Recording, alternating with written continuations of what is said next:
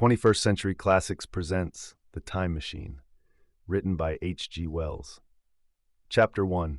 The time traveler, for so it will be convenient to speak of him, was expounding a recondite matter to us. His gray eyes shone and twinkled, and his usually pale face was flushed and animated.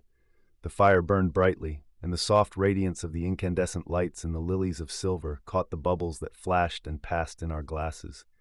Our chairs, being his patents, embraced and caressed us rather than submitted to be sat upon. And there was that luxurious after-dinner atmosphere when thought runs gracefully free of the trammels of precision. And he put it to us in this way, marking the points with a lean forefinger, as we sat and lazily admired his earnestness over this new paradox, as we thought it, and his fecundity. You must follow me carefully. I shall have to controvert one or two ideas that are almost universally accepted. The geometry, for instance, they taught you at school is founded on a misconception.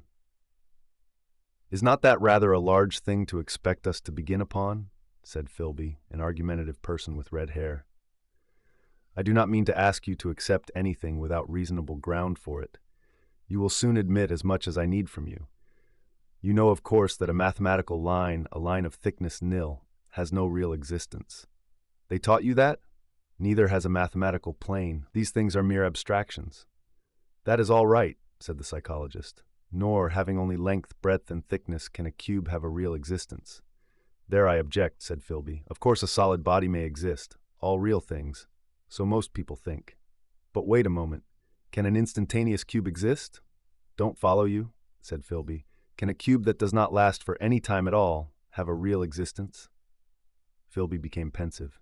Clearly, the time traveler proceeded, any real body must have extension in four directions. It must have length, breadth, thickness, and duration. But through a natural infirmity of the flesh, which I will explain to you in a moment, we incline to overlook this fact. There are really four dimensions, three which we call the three planes of space, and a fourth, time. There is, however, a tendency to draw an unreal distinction between the former three dimensions and the latter, because it happens that our consciousness moves intermittently in one direction along the latter from the beginning to the end of our lives. That, said a very young man, making spasmodic efforts to relight his cigar over the lamp. That, very clear indeed.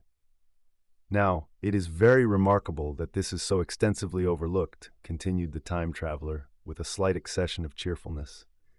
Really, this is what is meant by the fourth dimension, though some people who talk about the fourth dimension do not know they mean it. It is only another way of looking at time. There is no difference between time and any of the three dimensions of space, except that our consciousness moves along it. But some foolish people have got hold of the wrong side of that idea. You have all heard what they have to say about this fourth dimension? I have not, said the provincial mayor. It is simply this, that space, as our mathematicians have it, is spoken of as having three dimensions, which one may call length, breadth, and thickness, and is always definable by reference to three planes, each at right angles to the others. But some philosophical people have been asking why three dimensions particularly, why not another direction at right angles to the other three, and have even tried to construct a four-dimensional geometry. Professor Simon Newcomb was expounding this to the New York Mathematical Society only a month or so ago. You know how on a flat surface, which has only two dimensions, we can represent a figure of a three-dimensional solid, and similarly, they think that by models of three dimensions they could represent one of four, if they could master the perspective of the thing. See?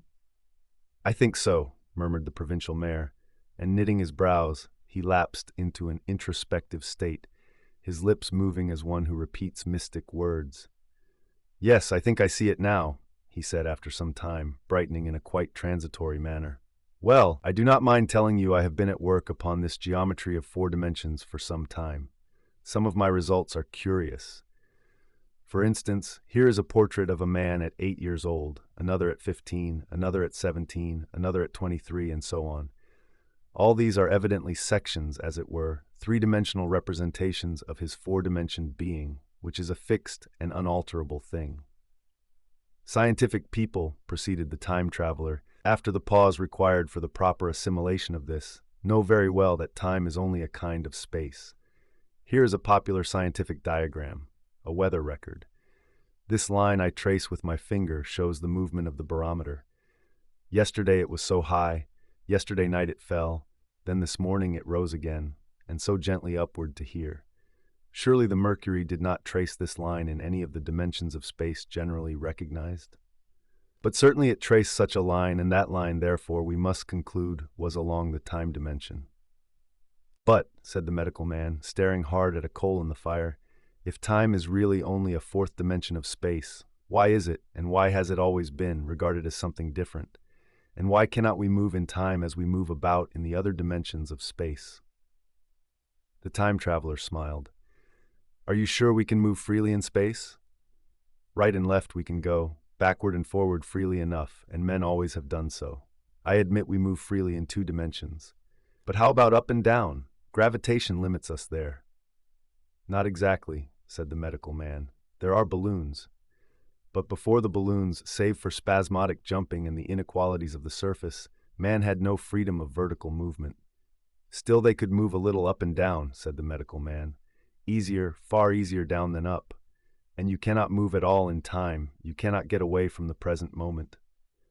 My dear sir, that is just where you are wrong. That is just where the whole world has gone wrong. We are always getting away from the present movement. Our mental existences, which are immaterial and have no dimensions, are passing along the time dimension with a uniform velocity from the cradle to the grave, just as we should travel down if we began our existence 50 miles above the Earth's surface. But the great difficulty is this, interrupted the psychologist. You can move about in all directions of space, but you cannot move about in time. That is the germ of my great discovery. But you are wrong to say that we cannot move about in time. For instance, if I am recalling an incident very vividly, I go back to the instant of its occurrence. I become absent-minded, as you say. I jump back for a moment. Of course, we have no means of staying back for any length of time, any more than a savage or an animal has of staying 6 feet above the ground. But a civilized man is better off than the savage in this respect. He can go up against gravitation in a balloon, and why should he not hope that ultimately he may be able to stop or accelerate his drift along the time dimension, or even turn about and travel the other way? Oh, this, began Philby, is all. Why not? Said the time traveler. It's against reason, said Philby. What reason? Said the time traveler. You can show black is white by argument, said Philby, but you will never convince me. Possibly not, said the time traveler. But now you begin to see the object of my investigations into the geometry of 4 dimensions. Long ago I had a vague inkling of a machine. To travel through time, exclaimed the very young man. That shall travel indifferently in any direction of space and time as the driver determines. Philby contented himself with laughter. But I have experimental verification, said the time traveler. It would be remarkably convenient for the historian, the psychologist suggested. One might travel back and verify the accepted account of the Battle of Hastings, for instance. Don't you think you would attract attention? Said the medical man. Our ancestors had no great tolerance for anachronisms. One might get one's Greek from the very lips of Homer and Plato, as the very young man thought. In which case they would certainly plow you for the little go. The German scholars have improved Greek so much. Then there is the future, said the very young man. Just think, one might invest all one's money, leave it to accumulate at interest, and hurry on ahead. To discover a society, said I, erected on a strictly communistic basis. Of all the wild, extravagant theories, began the psychologist. Yes, so it seemed to me, and so I never talked of it until— Experimental verification, cried I. You are going to verify that? The experiment, cried Philby, who was getting brain-weary. Let's see your experiment anyhow, said the psychologist, though it's all humbug, you know. The time traveler smiled round at us. Then, still smiling faintly, and with his hands deep in his trousers pockets, he walked slowly out of the room, and we heard his slippers shuffling down the long passage to his laboratory. The psychologist looked at us. I wonder what he's got. Some sleight-of-hand trick or other, said the medical man, and Philby tried to tell us about a conjurer he had seen at Burslem, But before he had finished his preface, the time traveler came back, and Philby's anecdote collapsed. The thing the time traveler held in his hand was a glittering metallic framework, scarcely larger than a small clock, and very delicately made. There was ivory in it, and some transparent crystalline substance. And now I must be explicit, for this that follows, unless his explanation is to be accepted, is an absolutely unaccountable thing. He took one of the small octagonal tables that were scattered about the room and set it in front of the fire, with 2 legs on the hearthrug. On this table he placed the mechanism. Then he drew up a chair and sat down. The only other object on the table was a small shaded lamp, the bright light of which fell full upon the model. There were also perhaps a dozen candles about, 2 in brass candlesticks upon the mantel, and several in sconces, so that the room was brilliantly illuminated. I sat in a low armchair nearest the fire, and I drew this forward so as to be almost between the time traveler and the fireplace. Philby sat behind him, looking over his shoulder. The medical man and the provincial mayor watched him in profile from the right, the psychologist from the left. The very young man stood behind the psychologist. We were all on the alert. It appears incredible to me that any kind of trick, however subtly conceived and however adroitly done, could have been played upon us under these conditions. The time traveler looked at us and then at the mechanism. "Well," said the psychologist. "This little affair," said the time traveler, resting his elbows upon the table and pressing his hands together above the apparatus, "is only a model. It is my plan for a machine to travel through time. You will notice that it looks singularly askew, and that there is an odd twinkling appearance about this bar, as though it was in some way unreal." He pointed to the part with his finger. "Also, here is one little white liver, and here is another." The medical man got up out of his chair and peered into the thing. "It's beautifully made," he said. "It took 2 years to make," retorted the time traveler. Then, when we had all imitated the action of the medical man, he said, "Now I want you clearly to understand that this lever, being pressed over, sends the machine gliding into the future, and this other reverses the motion. This saddle represents the seat of a time traveler. Presently I am going to press the lever, and off the machine will go. It will vanish, pass into future time, and disappear. Have a good look at the thing. Look at the table too, and satisfy yourselves there is no trickery. I don't want to waste this model and then be told I'm a quack." There was a minute's pause, perhaps. The psychologist seemed about to speak to me, but changed his mind. Then the time traveler put forth his finger towards the lever. "No," he said suddenly. "Lend me your hand." And turning to the psychologist, he took that individual's hand in his own and told him to put out his forefinger, so that it was the psychologist himself who sent forth the model time machine on its interminable voyage. We all saw the lever turn. I am absolutely certain there was no trickery. There was a breath of wind, and the lamp flame jumped. One of the candles on the mantel was blown out, and the little machine suddenly swung round, became indistinct, was seen as a ghost for a second perhaps, as an eddy of faintly glittering brass and ivory, and it was gone, vanished. Save for the lamp, the table was bare. Everyone was silent for a minute. Then Philby said he was damned. The psychologist recovered from his stupor and suddenly looked under the table. At that, the time traveler laughed cheerfully. "Well," he said with a reminiscence of the psychologist. Then getting up, he went to the tobacco jar on the mantel, and with his back to us began to fill his pipe. We stared at each other. "Look here," said the medical man. "Are you in earnest about this? Do you seriously believe that that machine has traveled into time?" "Certainly," said the time traveler, stooping to light a spill at the fire. Then he turned, lighting his pipe, to look at the psychologist's face. The psychologist, to show that he was not unhinged, helped himself to a cigar and tried to light it uncut. "What is more, I have a big machine nearly finished in there," he indicated the laboratory, "and when that is put together, I mean to have a journey on my own account." "You mean to say that that machine has traveled into the future?" said Philby. "Into the future or the past? I don't, for certain, know which." After an interval, the psychologist had an inspiration. "It must have gone into the past if it has gone anywhere," he said. "Why?" said the time traveler. Because I presume that it has not moved in space, and if it traveled into the future, it would still be here all this time, since it must have traveled through this time. But, said I, if it traveled into the past, it would have been visible when we came first into this room, and last Thursday when we were here, and the Thursday before that, and so forth. Serious objections, remarked the provincial mayor with an air of impartiality, turning towards the time traveler. Not a bit, said the time traveler, and to the psychologist. You think. You can explain that. It's presentation below the threshold, diluted presentation. Of course, said the psychologist, and reassured us. That's a simple point of psychology. I should have thought of it. It's plain enough, and helps the paradox delightfully. We cannot see it, nor can we appreciate this machine, any more than we can the spoke of a wheel spinning, or a bullet flying through the air. If it is traveling through time 50 times or 100 times faster than we are, if it gets through a minute while we get through a second, the impression it creates will of course be only 1/50th or 100th of what it would make if it were not traveling in time. That's plain enough.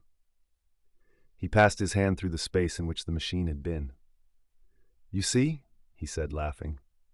We sat and stared at the vacant table for a minute or so. Then the time traveler asked us what we thought of it all. It sounds plausible enough tonight, said the medical man, but wait until tomorrow. Wait for the common sense of the morning. Would you like to see the time machine itself? Asked the time traveler. And therewith, taking the lamp in his hand, he led the way down the long, draughty corridor to his laboratory. I remember vividly the flickering light, his queer, broad head in silhouette, the dance of the shadows, how we all followed him, puzzled but incredulous, and how there in the laboratory we beheld a larger edition of the little mechanism which we had seen vanish from before our eyes. Parts were of nickel, parts of ivory, parts had certainly been filed or sawn out of rock crystal. The thing was generally complete, but the twisted crystalline bars lay unfinished upon the bench beside some sheets of drawings, and I took one up for a better look at it. Quartz it seemed to be. Look here, said the medical man. Are you perfectly serious? Or is this a trick, like that ghost you showed us last Christmas? Upon that machine, said the time traveler, holding the lamp aloft, I intend to explore time. Is that plain? I was never more serious in my life. None of us quite knew how to take it. I caught Philby's eye over the shoulder of the medical man, and he winked at me solemnly. Chapter 2. I think that at that time none of us quite believed in the time machine. The fact is, the time traveler was one of those men who are too clever to be believed. You never felt that you saw all round him. You always suspected some subtle reserve, some ingenuity in ambush, behind his lucid frankness. Had Philby shown the model and explained the matter in the time traveler's words, we should have shown him far less skepticism. For we should have perceived his motives. A pork butcher could understand Philby. But the time traveler had more than a touch of whim among his elements, and we distrusted him.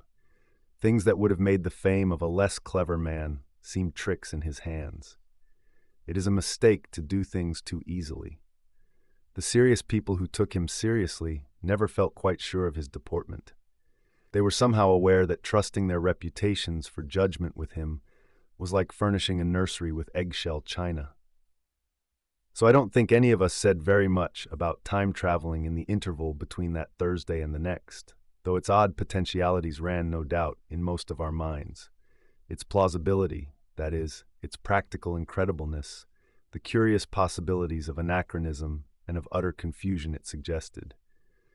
For my own part, I was particularly preoccupied with the trick of the model, that I remember discussing with the medical man, whom I met on Friday at the Linnean. He said he had seen a similar thing at Tübingen and laid considerable stress on the blowing out of the candle, but how the trick was done he could not explain. The next Thursday I went again to Richmond. I suppose I was one of the time traveler's most constant guests, and arriving late, found 4 or 5 men already assembled in his drawing room. The medical man was standing before the fire with a sheet of paper in one hand and his watch in the other. I looked round for the time traveler, and "It's 7:30 now," said the medical man. "I suppose we'd better have dinner?" "Where's?" said I, naming our host. "You've just come?" It's rather odd. He's unavoidably detained. He asks me in this note to lead off with dinner at 7 if he's not back. Says he'll explain when he comes. It seems a pity to let the dinner spoil, said the editor of a well-known daily paper, and thereupon the doctor rang the bell. The psychologist was the only person besides the doctor and myself who had attended the previous dinner. The other men were blank, the editor aforementioned, a certain journalist, and another, a quiet, shy man with a beard, whom I didn't know, and who, as far as my observation went, never opened his mouth all the evening. There was some speculation at the dinner table about the time traveler's absence, and I suggested time traveling in a half-jocular spirit. The editor wanted that explained to him, and the psychologist volunteered a wooden account of the ingenious paradox and trick we had witnessed that day week. He was in the midst of his exposition when the door from the corridor opened slowly and without noise. I was facing the door and saw it first. "Hallo," I said. "At last!" And the door opened wider, and the time traveler stood before us. I gave a cry of surprise. "Good heavens, man, what's the matter?" cried the medical man, who saw him next, and the whole tableful turned towards the door.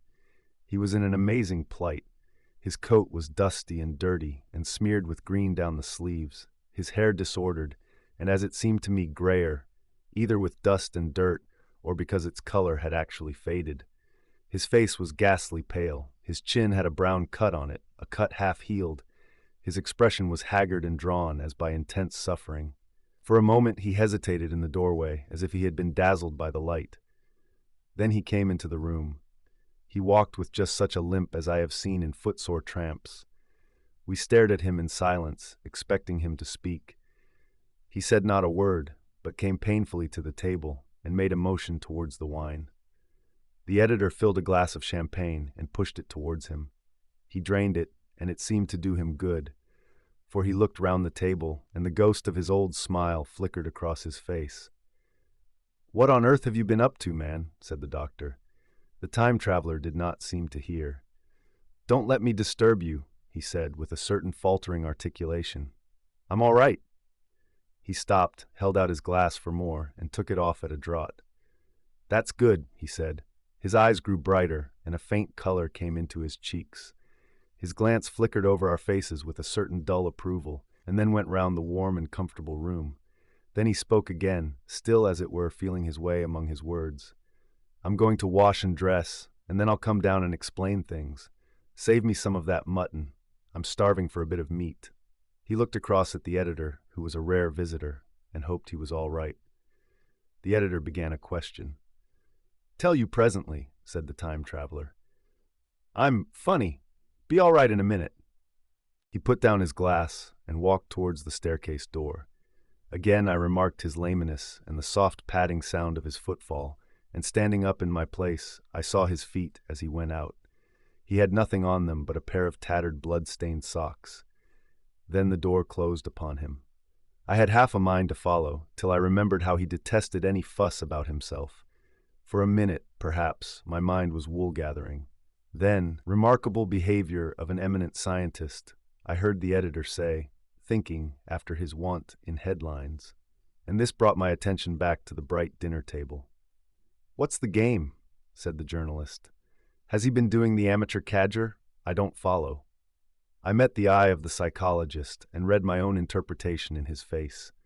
I thought of the time traveler limping painfully upstairs.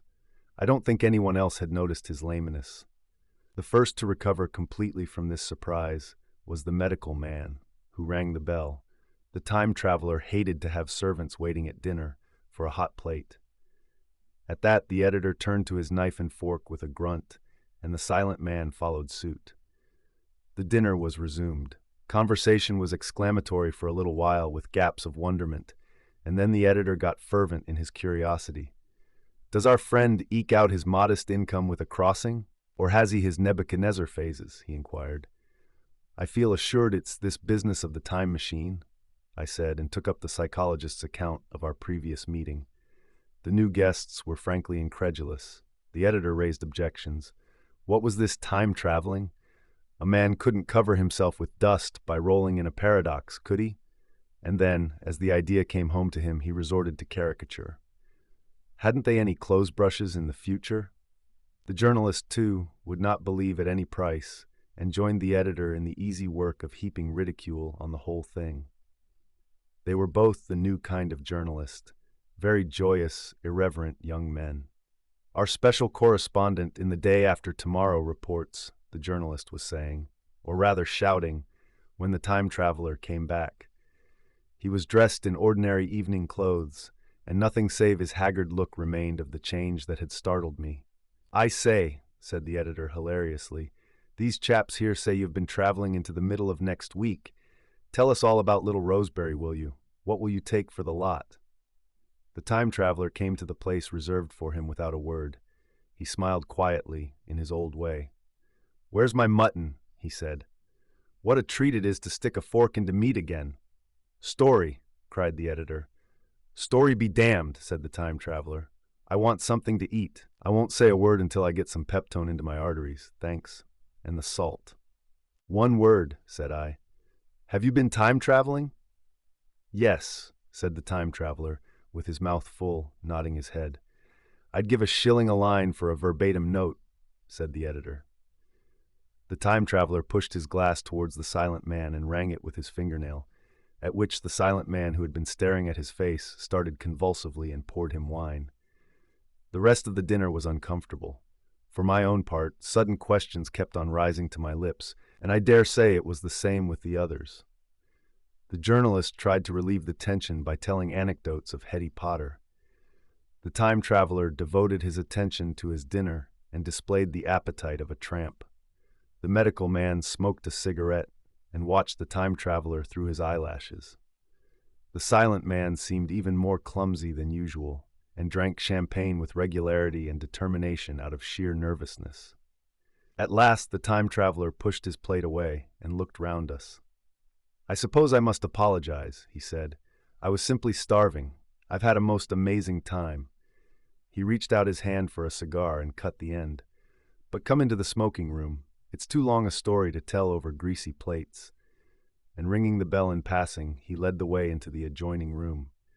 "You have told Blank and Dash and Chose about the machine?" he said to me, leaning back in his easy chair and naming the three new guests. "But the thing's a mere paradox," said the editor. "I can't argue tonight. I don't mind telling you the story, but I can't argue. I will," he went on, "tell you the story of what has happened to me if you like, but you must refrain from interruptions. I want to tell it. Badly. Most of it will sound like lying. So be it. It's true. Every word of it, all the same. I was in my laboratory at 4 o'clock, and since then, I've lived 8 days, such days as no human being ever lived before. I'm nearly worn out, but I shan't sleep till I've told this thing over to you. Then I shall go to bed, but no interruptions. Is it agreed?" "Agreed," said the editor, and the rest of us echoed agreed. And with that, the time traveler began his story as I have set it forth. He sat back in his chair at first and spoke like a weary man. Afterwards he got more animated. In writing it down, I feel with only too much keenness the inadequacy of pen and ink, and above all, my own inadequacy, to express its quality. You read, I will suppose, attentively enough, but you cannot see the speaker's white, sincere face in the bright circle of the little lamp, nor hear the intonation of his voice. You cannot know how his expression followed the turns of his story. Most of us hearers were in shadow, for the candles in the smoking room had not been lighted, and only the face of the journalist and the legs of the silent man from the knees downward were illuminated. At first we glanced now and again at each other. After a time we ceased to do that, and looked only at the time traveler's face. Chapter 3. I told some of you last Thursday of the principles of the time machine and showed you the actual thing itself, incomplete in the workshop. There it is now, a little travel-worn, truly, and one of the ivory bars is cracked and a brass rail bent, but the rest of it's sound enough. I expected to finish it on Friday, but on Friday, when the putting together was nearly done, I found that one of the nickel bars was exactly 1 inch too short, and this I had to get remade, so that the thing was not complete until this morning. It was at 10 o'clock today that the first of all time machines began its career. I gave it a last tap, tried all the screws again, put one more drop of oil on the quartz rod, and sat myself in the saddle. I suppose a suicide who holds a pistol to his skull feels much the same wonder at what will come next as I felt then. I took the starting lever in one hand and the stopping one in the other, pressed the first, and almost immediately the second. I seemed to reel. I felt a nightmare sensation of falling, and looking round, I saw the laboratory exactly as before. Had anything happened? For a moment I suspected that my intellect had tricked me. Then I noted the clock. A moment before, as it seemed, it had stood at a minute or so past 10. Now it was nearly 3:30. I drew a breath, set my teeth, gripped the starting lever with both hands, and went off with a thud. The laboratory got hazy and went dark. Mrs. Watchett came in and walked, apparently without seeing me, towards the garden door. I suppose it took her a minute or so to traverse the place, but to me she seemed to shoot across the room like a rocket. I pressed the lever over to its extreme position. The night came like the turning out of a lamp, and in another moment came tomorrow. The laboratory grew faint and hazy, then fainter and ever fainter. Tomorrow night came black, then day again, night again, day again, faster and faster still. An eddying murmur filled my ears, and a strange, dumb confusedness descended on my mind. I am afraid I cannot convey the peculiar sensations of time traveling. They are excessively unpleasant. There is a feeling exactly like that one has upon a switchback, of a helpless, headlong motion. I felt the same horrible anticipation, too, of an imminent smash. As I put on pace, night followed day like the flapping of a black wing. The dim suggestion of the laboratory seemed presently to fall away from me, and I saw the sun hopping swiftly across the sky, leaping it every minute and every minute marking a day. I suppose the laboratory had been destroyed and I had come into the open air. I had a dim impression of scaffolding, but I was already going too fast to be conscious of any moving things. The slowest snail that ever crawled dashed by too fast for me. The twinkling succession of darkness and light was excessively painful to the eye. Then, in the intermittent darknesses, I saw the moon spinning swiftly through her quarters from new to full, and had a faint glimpse of the circling stars. Presently, as I went on, still gaining velocity, the palpitation of night and day merged into one continuous grayness. The sky took on a wonderful deepness of blue, a splendid luminous color like that of early twilight. The jerking sun became a streak of fire, a brilliant arch in space. The moon a fainter fluctuating band, and I could see nothing of the stars, save now and then a brighter circle flickering in the blue. The landscape was misty and vague. I was still on the hillside upon which this house now stands, and the shoulder rose above me gray and dim. I saw trees growing and changing like puffs of vapor, now brown, now green. They grew, spread, shivered, and passed away. I saw huge buildings rise up faint and fair and pass like dreams. The whole surface of the earth seemed changed, melting and flowing under my eyes. The little hands upon the dials that registered my speed raced round faster and faster. Presently I noted that the sun belt swayed up and down from solstice to solstice in a minute or less, and that consequently my pace was over a year a minute, and minute by minute the white snow flashed across the world and vanished, and was followed by the bright, brief green of spring. The unpleasant sensations of the start were less poignant now. They merged at last into a kind of hysterical exhilaration. I remarked, indeed, a clumsy swaying of the machine, for which I was unable to account. But my mind was too confused to attend to it, so with a kind of madness growing upon me, I flung myself into futurity. At first I scarce thought of stopping, scarce thought of anything but these new sensations. But presently a fresh series of impressions grew up in my mind, a certain curiosity and therewith a certain dread, until at last they took complete possession of me. What strange developments of humanity, what wonderful advances upon our rudimentary civilization, I thought, might not appear when I came to look nearly into the dim, elusive world that raced and fluctuated before my eyes. I saw great and splendid architecture rising about me, more massive than any buildings of our own time, and yet, as it seemed, built of glimmer and mist. I saw a richer green flow up the hillside, and remain there without any wintry intermission. Even through the veil of my confusion the earth seemed very fair. And so my mind came round to the business of stopping. The peculiar risk lay in the possibility of my finding some substance in the space which I, or the machine, occupied. So long as I traveled at a high velocity through time, this scarcely mattered. I was, so to speak, attenuated, was slipping like a vapor through the interstices of intervening substances. But to come to a stop involved the jamming of myself, molecule by molecule, into whatever lay in my way, meant bringing my atoms into such intimate contact with those of the obstacle that a profound chemical reaction, possibly a far-reaching explosion, would result, and blow myself and my apparatus out of all possible dimensions into the unknown. This possibility had occurred to me again and again while I was making the machine, but then I had cheerfully accepted it as an unavoidable risk, one of the risks a man has got to take. Now the risk was inevitable. I no longer saw it in the same cheerful light. The fact is that insensibly, the absolute strangeness of everything, the sickly jarring and swaying of the machine, above all, the feeling of prolonged falling, had absolutely upset my nerve. I told myself that I could never stop, and with a gust of petulance I resolved to stop forthwith. Like an impatient fool, I lugged over the lever, and incontinently the thing went reeling over, and I was flung headlong through the air. There was the sound of a clap of thunder in my ears. I may have been stunned for a moment. A pitiless hail was hissing round me, and I was sitting on soft turf in front of the overset machine. Everything still seemed gray, but presently I remarked that the confusion in my ears was gone. I looked round me. I was on what seemed to be a little lawn in a garden, surrounded by rhododendron bushes, and I noticed that their mauve and purple blossoms were dropping in a shower under the beating of the hailstones. The rebounding, dancing hail hung in a cloud over the machine and drove along the ground like smoke. In a moment I was wet to the skin. "Fine hospitality," said I, "to a man who has traveled innumerable years to see you." Presently I thought what a fool I was to get wet. I stood up and looked round me.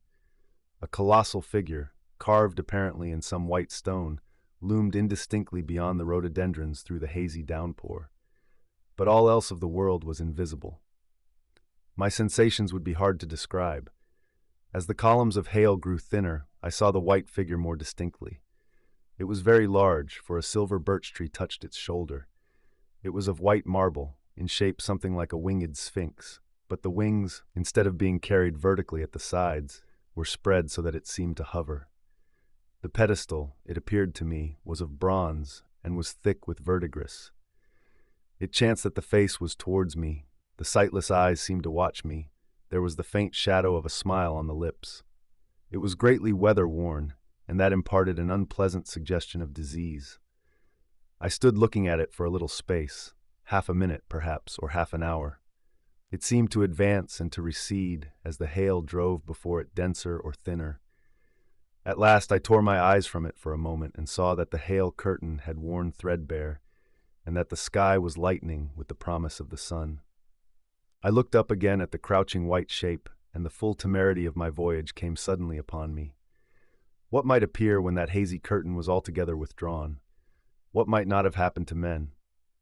What if cruelty had grown into a common passion? What if in this interval the race had lost its manliness and had developed into something inhuman, unsympathetic, and overwhelmingly powerful? I might seem some old-world savage animal, only the more dreadful and disgusting for our common likeness, a foul creature to be incontinently slain. Already I saw other vast shapes, huge buildings with intricate parapets and tall columns, with a wooded hillside dimly creeping in upon me through the lessening storm. I was seized with a panic fear. I turned frantically to the time machine and strove hard to readjust it. As I did so, the shafts of the sun smote through the thunderstorm. The gray downpour was swept aside and vanished like the trailing garments of a ghost. Above me, in the intense blue of the summer sky, some faint brown shreds of cloud whirled into nothingness. The great buildings about me stood out clear and distinct, shining with the wet of the thunderstorm, and picked out in white by the unmelted hailstones piled along their courses. I felt naked in a strange world. I felt as perhaps a bird may feel in the clear air, knowing the hawk wings above and will swoop. My fear grew to frenzy. I took a breathing space, set my teeth, and again grappled fiercely, wrist and knee, with the machine.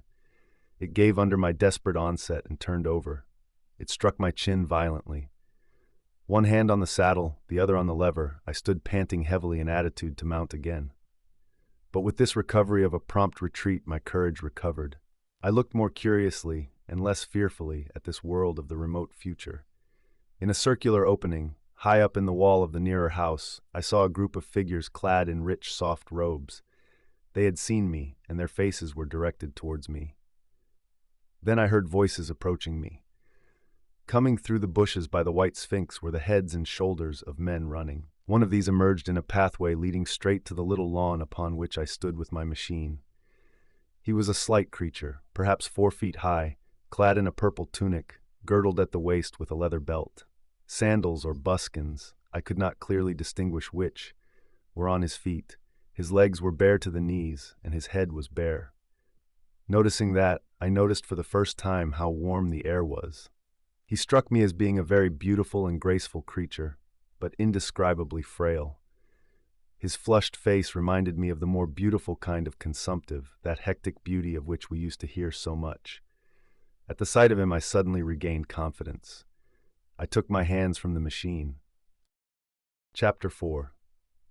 In another moment, we were standing face to face, I and this fragile thing out of futurity. He came straight up to me and laughed into my eyes. The absence from his bearing of any sign of fear struck me at once. Then he turned to the 2 others who were following him and spoke to them in a strange and very sweet and liquid tongue. There were others coming, and presently a little group of perhaps 8 or 10 of these exquisite creatures were about me. One of them addressed me. It came into my head, oddly enough, that my voice was too harsh and deep for them. So I shook my head, and pointing to my ears, shook it again. He came a step forward, hesitated, and then touched my hand. Then I felt other soft little tentacles upon my back and shoulders. They wanted to make sure I was real.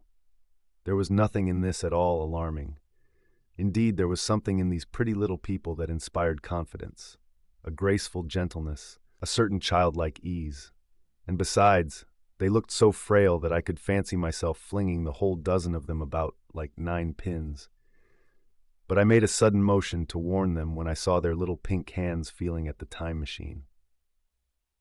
Happily then, when it was not too late, I thought of a danger I had hitherto forgotten, and reaching over the bars of the machine, I unscrewed the little levers that would set it in motion, and put these in my pocket.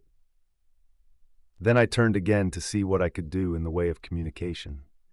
And then, looking more nearly into their features, I saw some further peculiarities in their Dresden china type of prettiness. Their hair, which was uniformly curly, came to a sharp end at the neck and cheek. There was not the faintest suggestion of it on the face, and their ears were singularly minute. The mouths were small, with bright red, rather thin lips, and the little chins ran to a point. The eyes were large and mild, and, this may seem egotism on my part, I fancied even that there was a certain lack of the interest I might have expected in them. As they made no effort to communicate with me, but simply stood round me smiling and speaking in soft cooing notes to each other, I began the conversation. I pointed to the time machine and to myself. Then, hesitating for a moment how to express time, I pointed to the sun. At once a quaintly pretty little figure in checkered purple and white followed my gesture, and then astonished me by imitating the sound of thunder. For a moment I was staggered, though the import of his gesture was plain enough. The question had come into my mind abruptly. Were these creatures fools? You may hardly understand how it took me. You see, I had always anticipated that the people of the year 800 and 2000 odd would be incredibly in front of us in knowledge, art, everything. Then one of them suddenly asked me a question that showed him to be on the intellectual level of one of our 5-year-old children. Asked me, in fact, if I had come from the sun in a thunderstorm.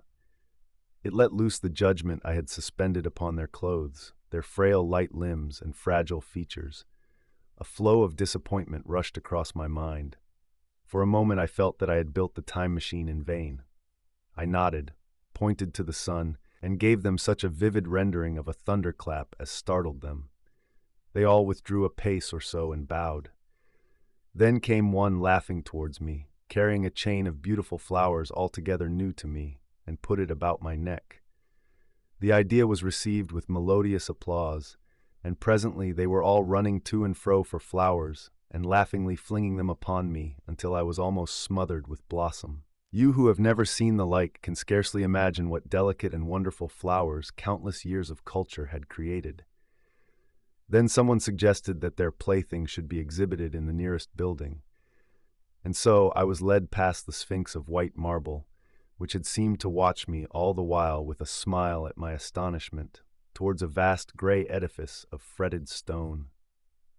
As I went with them, the memory of my confident anticipations of a profoundly grave and intellectual posterity came, with irresistible merriment, to my mind. The building had a huge entry, and was altogether of colossal dimensions. I was naturally most occupied with the growing crowd of little people, and with the big open portals that yawned before me, shadowy and mysterious. My general impression of the world I saw over their heads was a tangled waste of beautiful bushes and flowers, a long-neglected and yet weedless garden. I saw a number of tall spikes of strange white flowers, measuring a foot perhaps across the spread of the waxen petals. They grew scattered as if wild among the variegated shrubs, but as I say, I did not examine them closely at this time. The time machine was left deserted on the turf among the rhododendrons. The arch of the doorway was richly carved, but naturally I did not observe the carving very narrowly, though I fancied I saw suggestions of old Phoenician decorations as I passed through, and it struck me that they were very badly broken and weather-worn. Several more brightly clad people met me in the doorway, and so we entered, I, dressed in dingy 19th-century garments, looking grotesque enough, garlanded with flowers, and surrounded by an eddying mass of bright, soft-colored robes and shining white limbs, in a melodious whirl of laughter and laughing speech. The big doorway opened into a proportionately great hall hung with brown. The roof was in shadow, and the windows, partially glazed with colored glass and partially unglazed, admitted a tempered light. The floor was made up of huge blocks of some very hard white metal, not plates nor slabs, blocks, and it was so much worn, as I judged by the going to and fro of past generations, as to be deeply channeled along the more frequented ways.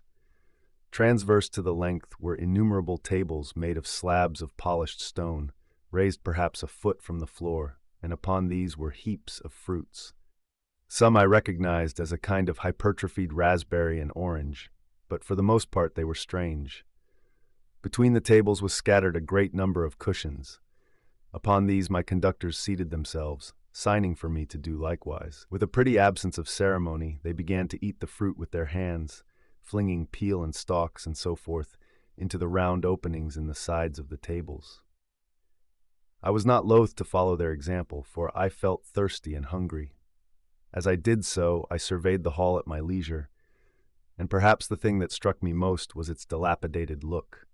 The stained glass windows, which displayed only a geometrical pattern, were broken in many places, and the curtains that hung across the lower end were thick with dust. And it caught my eye that the corner of the marble table near me was fractured. Nevertheless, the general effect was extremely rich and picturesque. There were, perhaps, a couple of hundred people dining in the hall, and most of them, seated as near to me as they could come, were watching me with interest, their little eyes shining over the fruit they were eating. All were clad in the same soft and yet strong, silky material. Fruit, by the by, was all their diet. These people of the remote future were strict vegetarians, and while I was with them, in spite of some carnal cravings, I had to be frugivorous also. Indeed, I found afterwards that horses, cattle, sheep, dogs had followed the ichthyosaurus into extinction. But the fruits were very delightful. One in particular, that seemed to be in season all the time I was there, a flowery thing in a three-sided husk, was especially good, and I made it my staple. At first I was puzzled by all these strange fruits and by the strange flowers I saw, but later I began to perceive their import. However, I am telling you of my fruit dinner in the distant future now. So soon as my appetite was a little checked, I determined to make a resolute attempt to learn the speech of these new men of mine. Clearly that was the next thing to do. The fruit seemed a convenient thing to begin upon, and holding one of these up, I began a series of interrogative sounds and gestures. I had some considerable difficulty in conveying my meaning. At first my efforts met with a stare of surprise or inextinguishable laughter, but presently a fair-haired little creature seemed to grasp my intention and repeated a name. They had to chatter and explain the business at great length to each other, and my first attempts to make the exquisite little sounds of their language caused an immense amount of amusement. However, I felt like a schoolmaster amidst children and persisted, and presently I had a score of noun substantives at least at my command, and then I got to demonstrative pronouns, and even the verb to eat. But it was slow work, and the little people soon tired and wanted to get away from my interrogations, so I determined, rather of necessity, to let them give their lessons in little doses when they felt inclined. And very little doses I found they were before long, for I never met people more indolent or more easily fatigued. A queer thing I soon discovered about my little hosts, and that was their lack of interest. They would come to me with eager cries of astonishment, like children, but like children, they would soon stop examining me and wander away after some other toy. The dinner and my conversational beginnings ended, I noted for the first time that almost all those who had surrounded me at first were gone. It is odd, too, how speedily I came to disregard these little people. I went out through the portal into the sunlit world again as soon as my hunger was satisfied. I was continually meeting more of these men of the future, who would follow me a little distance, chatter and laugh about me, and, having smiled and gesticulated in a friendly way, leave me again to my own devices. The calm of evening was upon the world as I emerged from the great hall, and the scene was lit by the warm glow of the setting sun. At first things were very confusing. Everything was so entirely different from the world I had known, even the flowers. The big building I had left was situated on the slope of a broad river valley, but the Thames had shifted, perhaps, a mile from its present position. I resolved to mount to the summit of a crest perhaps a mile and a half away, from which I could get a wider view of this our planet in the year 802,701 AD. For that, I should explain, was the date the little dials of my machine recorded. As I walked, I was watching for every impression that could possibly help to explain the condition of ruinous splendor in which I found the world. For ruinous it was. A little way up the hill, for instance, was a great heap of granite, bound together by masses of aluminium, a vast labyrinth of precipitous walls and crumpled heaps, amidst which were thick heaps of very beautiful pagoda-like plants, nettles possibly, but wonderfully tinted with brown about the leaves and incapable of stinging. It was evidently the derelict remains of some vast structure, to what end built I could not determine. It was here that I was destined, at a later date, to have a very strange experience, the first intimation of a still stranger discovery, but of that I will speak in its proper place. Looking round with a sudden thought, from a terrace on which I rested for a while, I realized that there were no small houses to be seen. Apparently the single house, and possibly even the household, had vanished.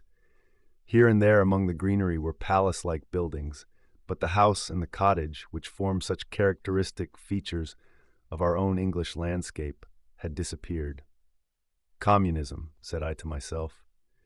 And on the heels of that came another thought. I looked at the half-dozen little figures that were following me. Then in a flash I perceived that all had the same form of costume, the same soft hairless visage, and the same girlish rotundity of limb. It may seem strange, perhaps, that I had not noticed this before, but everything was so strange. Now I saw the fact plainly enough. In costume, and in all the differences of texture and bearing that now mark off the sexes from each other, these people of the future were alike, and the children seemed to my eyes to be but the miniatures of their parents. I judged then that the children of that time were extremely precocious, physically at least, and I found afterwards abundant verification of my opinion. Seeing the ease and security in which these people were living, I felt that this close resemblance of the sexes was after all what one would expect. For the strength of a man and the softness of a woman, the institution of the family, and the differentiation of occupations are mere militant necessities of an age of physical force. Where population is balanced and abundant, much childbearing becomes an evil rather than a blessing to the state. Where violence comes but rarely and offspring are secure, there is less necessity, Indeed, there is no necessity for an efficient family, and the specialization of the sexes with reference to their children's needs disappears. We see some beginnings of this even in our own time, and in this future age it was complete. This, I must remind you, was my speculation at the time. Later, I was to appreciate how far it fell short of the reality. While I was musing upon these things, my attention was attracted by a pretty little structure, like a well under a cupola. I thought in a transitory way of the oddness of wells still existing, and then resumed the thread of my speculations. There were no large buildings towards the top of the hill, and as my walking powers were evidently miraculous, I was presently left alone for the first time. With a strange sense of freedom and adventure, I pushed on up to the crest.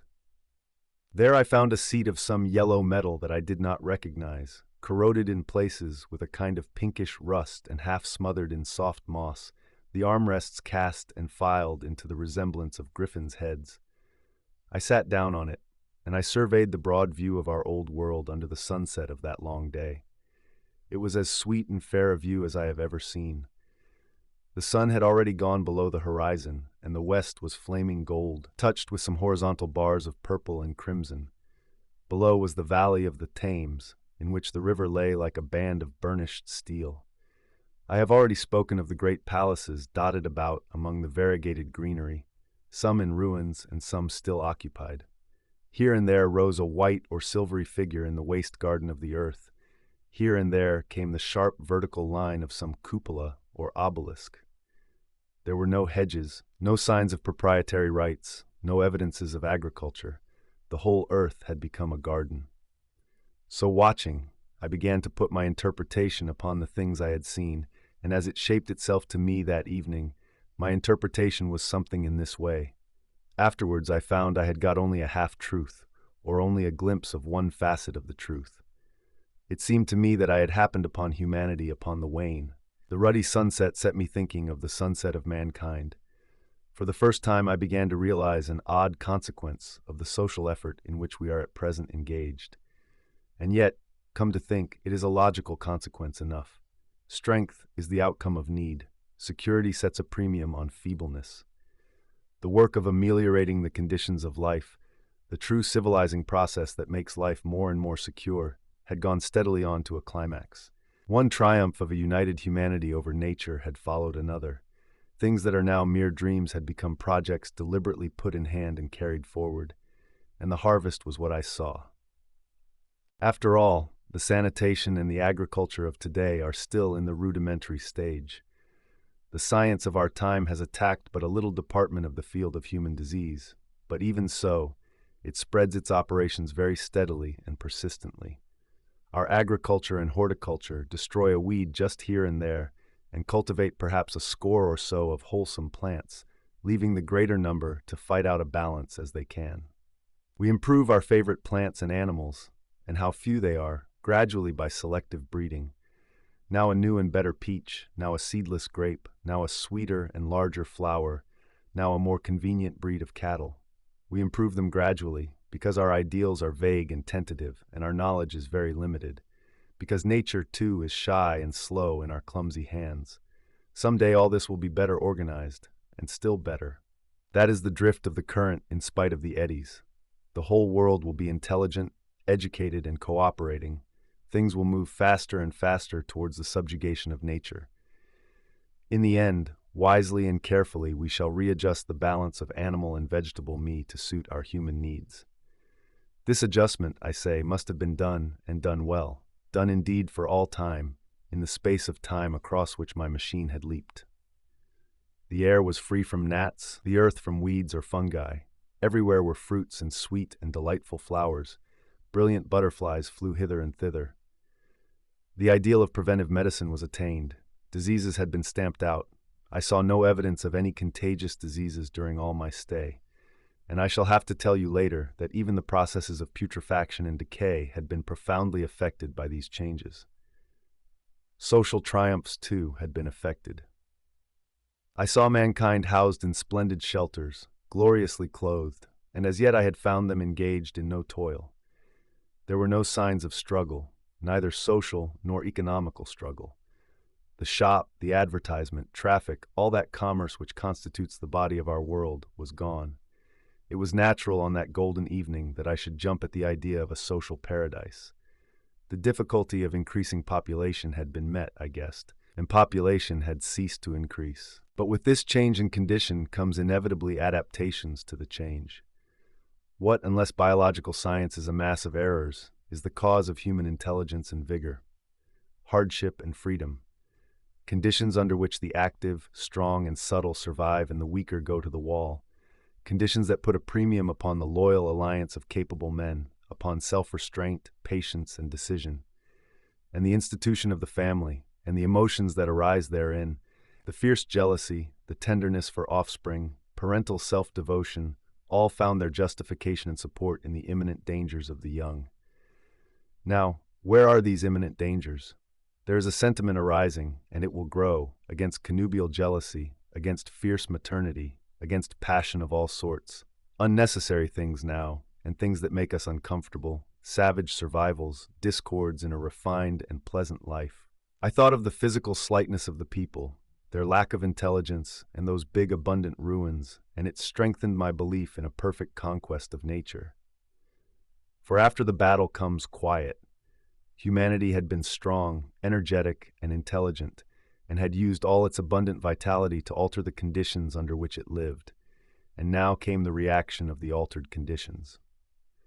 Under the new conditions of perfect comfort and security, that restless energy that with us is strength would become weakness. Even in our own time, certain tendencies and desires, once necessary to survival, are a constant source of failure. Physical courage and the love of battle, for instance, are no great help, may even be hindrances, to a civilized man. And in a state of physical balance and security, power, intellectual as well as physical, would be out of place. For countless years I judged there had been no danger of war or solitary violence, no danger from wild beasts, no wasting disease to require strength of constitution, no need of toil. For such a life, what we should call the weak are as well equipped as the strong, are indeed no longer weak. Better equipped indeed they are, for the strong would be fretted by an energy for which there was no outlet. No doubt the exquisite beauty of the buildings I saw was the outcome of the last surgings of the now purposeless energy of mankind, before it settled down into perfect harmony with the conditions under which it lived, the flourish of that triumph which began the last great peace. This has ever been the fate of energy and security. It takes to art and to eroticism, and then come languor and decay. Even this artistic impetus would at last die away, had almost died in the time I saw. To adorn themselves with flowers, to dance, to sing in the sunlight, so much was left of the artistic spirit, and no more. Even that would fade in the end into a contented inactivity. We are kept keen on the grindstone of pain and necessity, and it seemed to me that here was that hateful grindstone broken at last.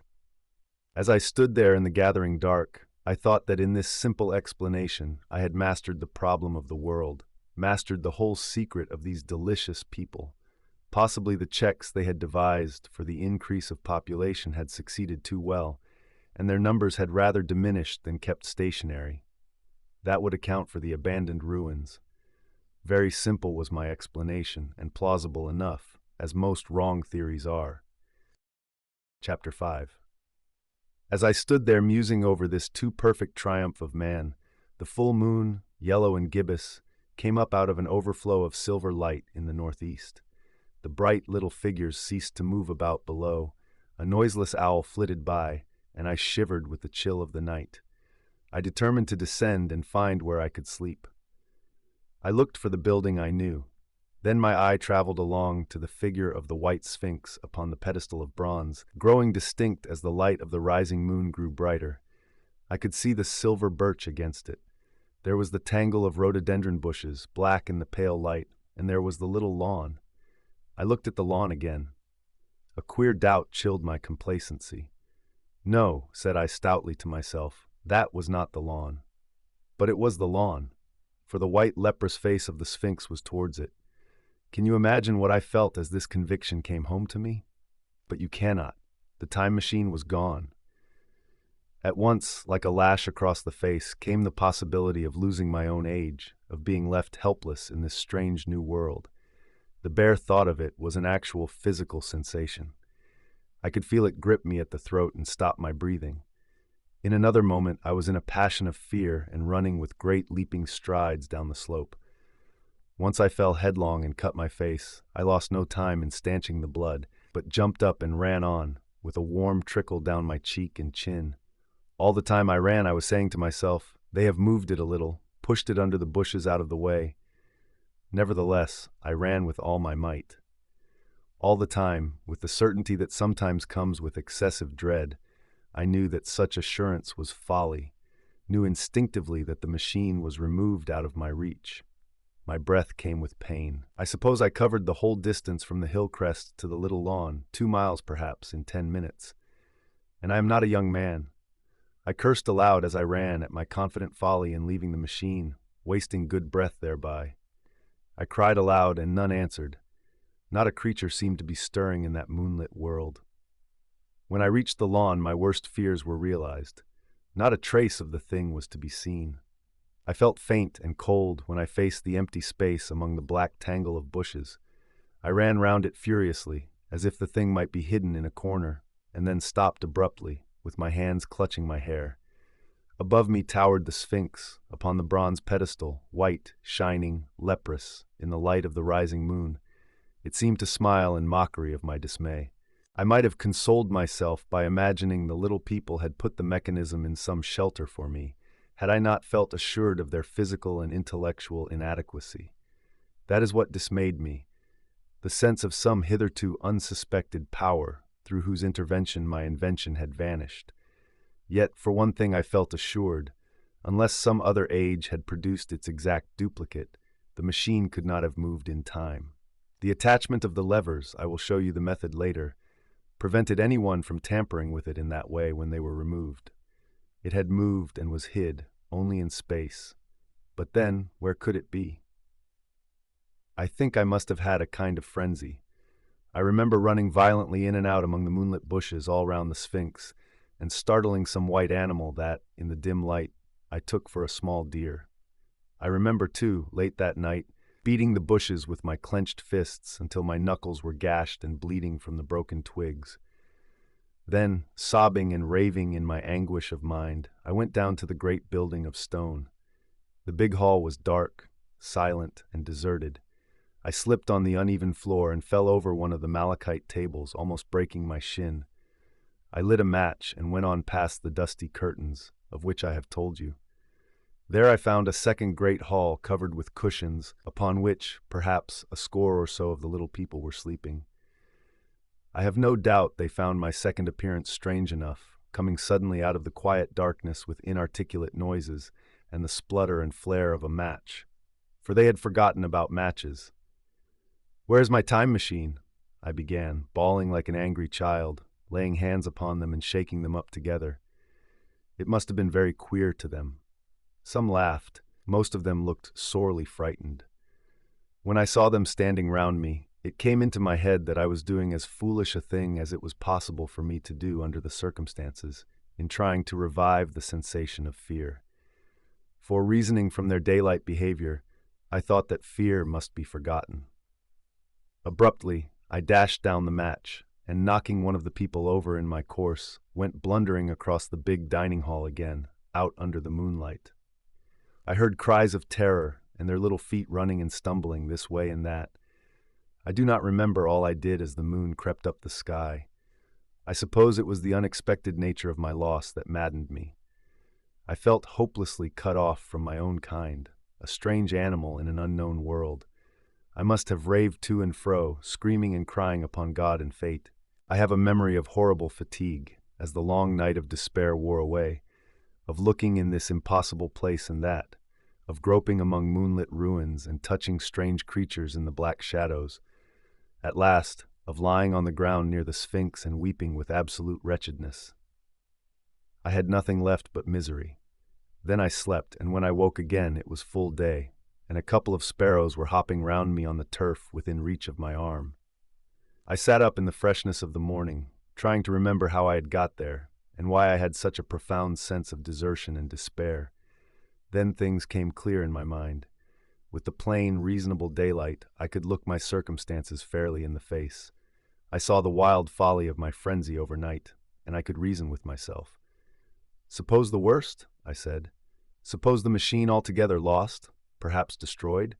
It behoves me to be calm and patient, to learn the way of the people, to get a clear idea of the method of my loss, and the means of getting materials and tools, so that in the end, perhaps, I may make another. That would be my only hope, perhaps, but better than despair. And after all, it was a beautiful and curious world. But probably the machine had only been taken away. Still, I must be calm and patient, find its hiding place, and recover it by force or cunning. And with that, I scrambled to my feet and looked about me, wondering where I could bathe. I felt weary, stiff, and travel-soiled.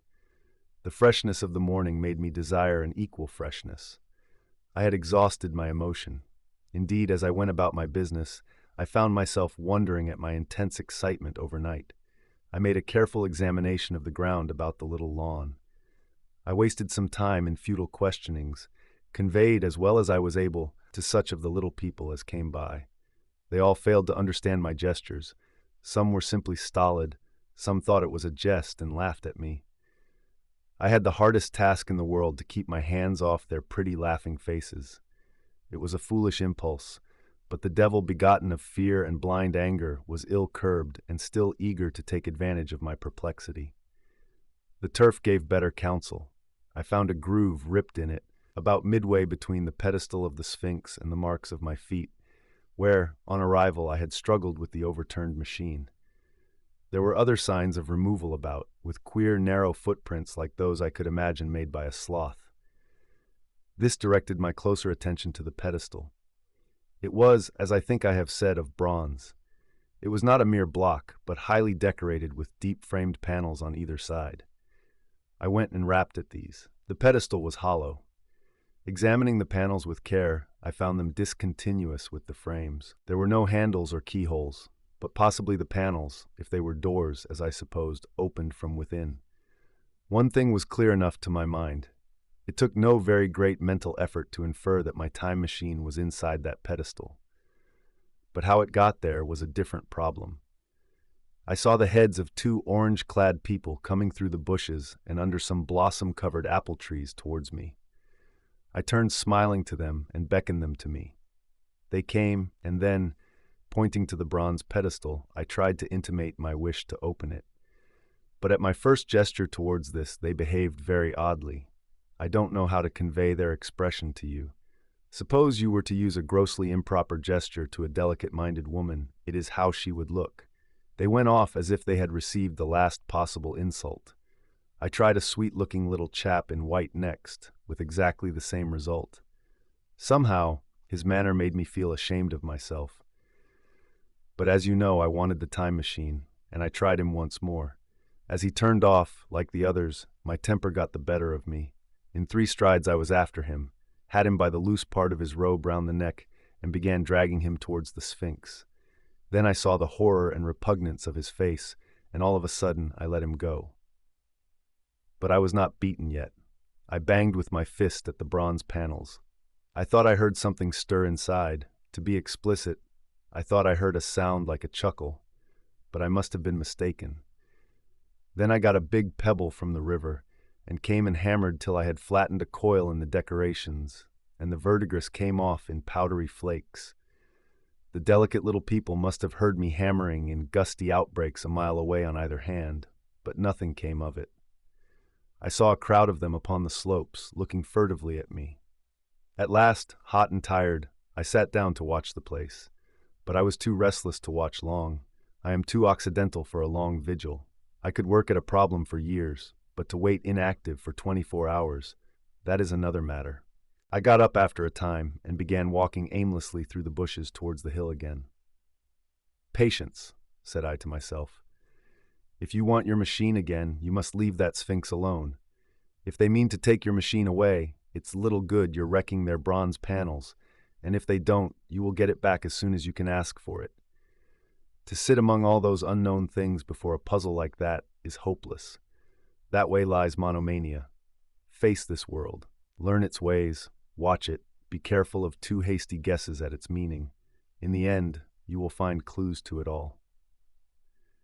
Then suddenly the humor of the situation came into my mind. The thought of the years I had spent in study and toil to get into the future age, and now my passion of anxiety to get out of it. I had made myself the most complicated and the most hopeless trap that ever a man devised. Although it was at my own expense, I could not help myself. I laughed aloud. Going through the big palace, it seemed to me that the little people avoided me. It may have been my fancy, or it may have had something to do with my hammering at the gates of bronze. Yet I felt tolerably sure of the avoidance. I was careful, however, to show no concern and to abstain from any pursuit of them, and in the course of a day or two things got back to the old footing. I made what progress I could in the language, and in addition I pushed my explorations here and there. Either I missed some subtle point, or their language was excessively simple, almost exclusively composed of concrete substantives and verbs. There seemed to be few, if any, abstract terms or little use of figurative language. Their sentences were usually simple and of 2 words, and I failed to convey or understand any but the simplest propositions. I determined to put the thought of my time machine and the mystery of the bronze doors under the Sphinx as much as possible in a corner of memory, until my growing knowledge would lead me back to them in a natural way. Yet a certain feeling, you may understand, tethered me in a circle of a few miles round the point of my arrival. So far as I could see, all the world displayed the same exuberant richness as the Thames Valley. From every hill I climbed, I saw the same abundance of splendid buildings, endlessly varied in material and style, the same clustering thickets of evergreens, the same blossom-laden trees and tree ferns. Here and there, water shone like silver, and beyond, the land rose into blue, undulating hills, and so faded into the serenity of the sky. A peculiar feature, which presently attracted my attention, was the presence of certain circular wells, several, as it seemed to me, of a very great depth. One lay by the path up the hill, which I had followed during my first walk. Like the others, it was rimmed with bronze, curiously wrought, and protected by a little cupola from the rain. Sitting by the side of these wells, and peering down into the shafted darkness, I could see no gleam of water, nor could I start any reflection with a lighted match. But in all of them I heard a certain sound, a thud, thud, thud, like the beating of some big engine, and I discovered from the flaring of my matches that a steady current of air set down the shafts. Further, I threw a scrap of paper into the throat of one, and, instead of fluttering slowly down, it was at once sucked swiftly out of sight. After a time, too, I came to connect these wells with tall towers standing here and there upon the slopes, for above them there was often just such a flicker in the air as one sees on a hot day above a sun-scorched beach. Putting things together, I reached a strong suggestion of an extensive system of subterranean ventilation, whose true import it was difficult to imagine. I was at first inclined to associate it with the sanitary apparatus of these people. It was an obvious conclusion, but it was absolutely wrong. And here, I must admit that I learned very little of drains and bells and modes of conveyance and the like conveniences during my time in this real future. In some of these visions of utopias and coming times which I have read, there is a vast amount of detail about building and social arrangements and so forth. But while such details are easy enough to obtain when the whole world is contained in one's imagination, they are altogether inaccessible to a real traveler amid such realities as I found here.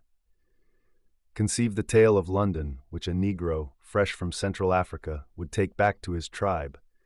What would he know of railway companies, of social movements, of telephone and telegraph wires, of the parcels delivery company and postal orders and the like? Yet we, at least, should be willing enough to explain these things to him. And even of what he knew, how much could he make his untraveled friend either apprehend or believe? Then, think how narrow the gap between a Negro and a white man of our own times, and how wide the interval between myself and these of the Golden Age. I was sensible of much which was unseen, and which contributed to my comfort, but save for a general impression of automatic organization, I fear I can convey very little of the difference to your mind. In the matter of sepulture, for instance, I could see no signs of crematoria, nor anything suggestive of tombs. But it occurred to me that, possibly, there might be cemeteries, or crematoria, somewhere beyond the range of my explorings. This, again, was a question I deliberately put to myself, and my curiosity was at first entirely defeated upon the point. The thing puzzled me, and I was led to make a further remark, which puzzled me still more, that aged and infirm among this people there were none. I must confess that my satisfaction with my first theories of an automatic civilization and a decadent humanity did not long endure, yet I could think of no other. Let me put my difficulties.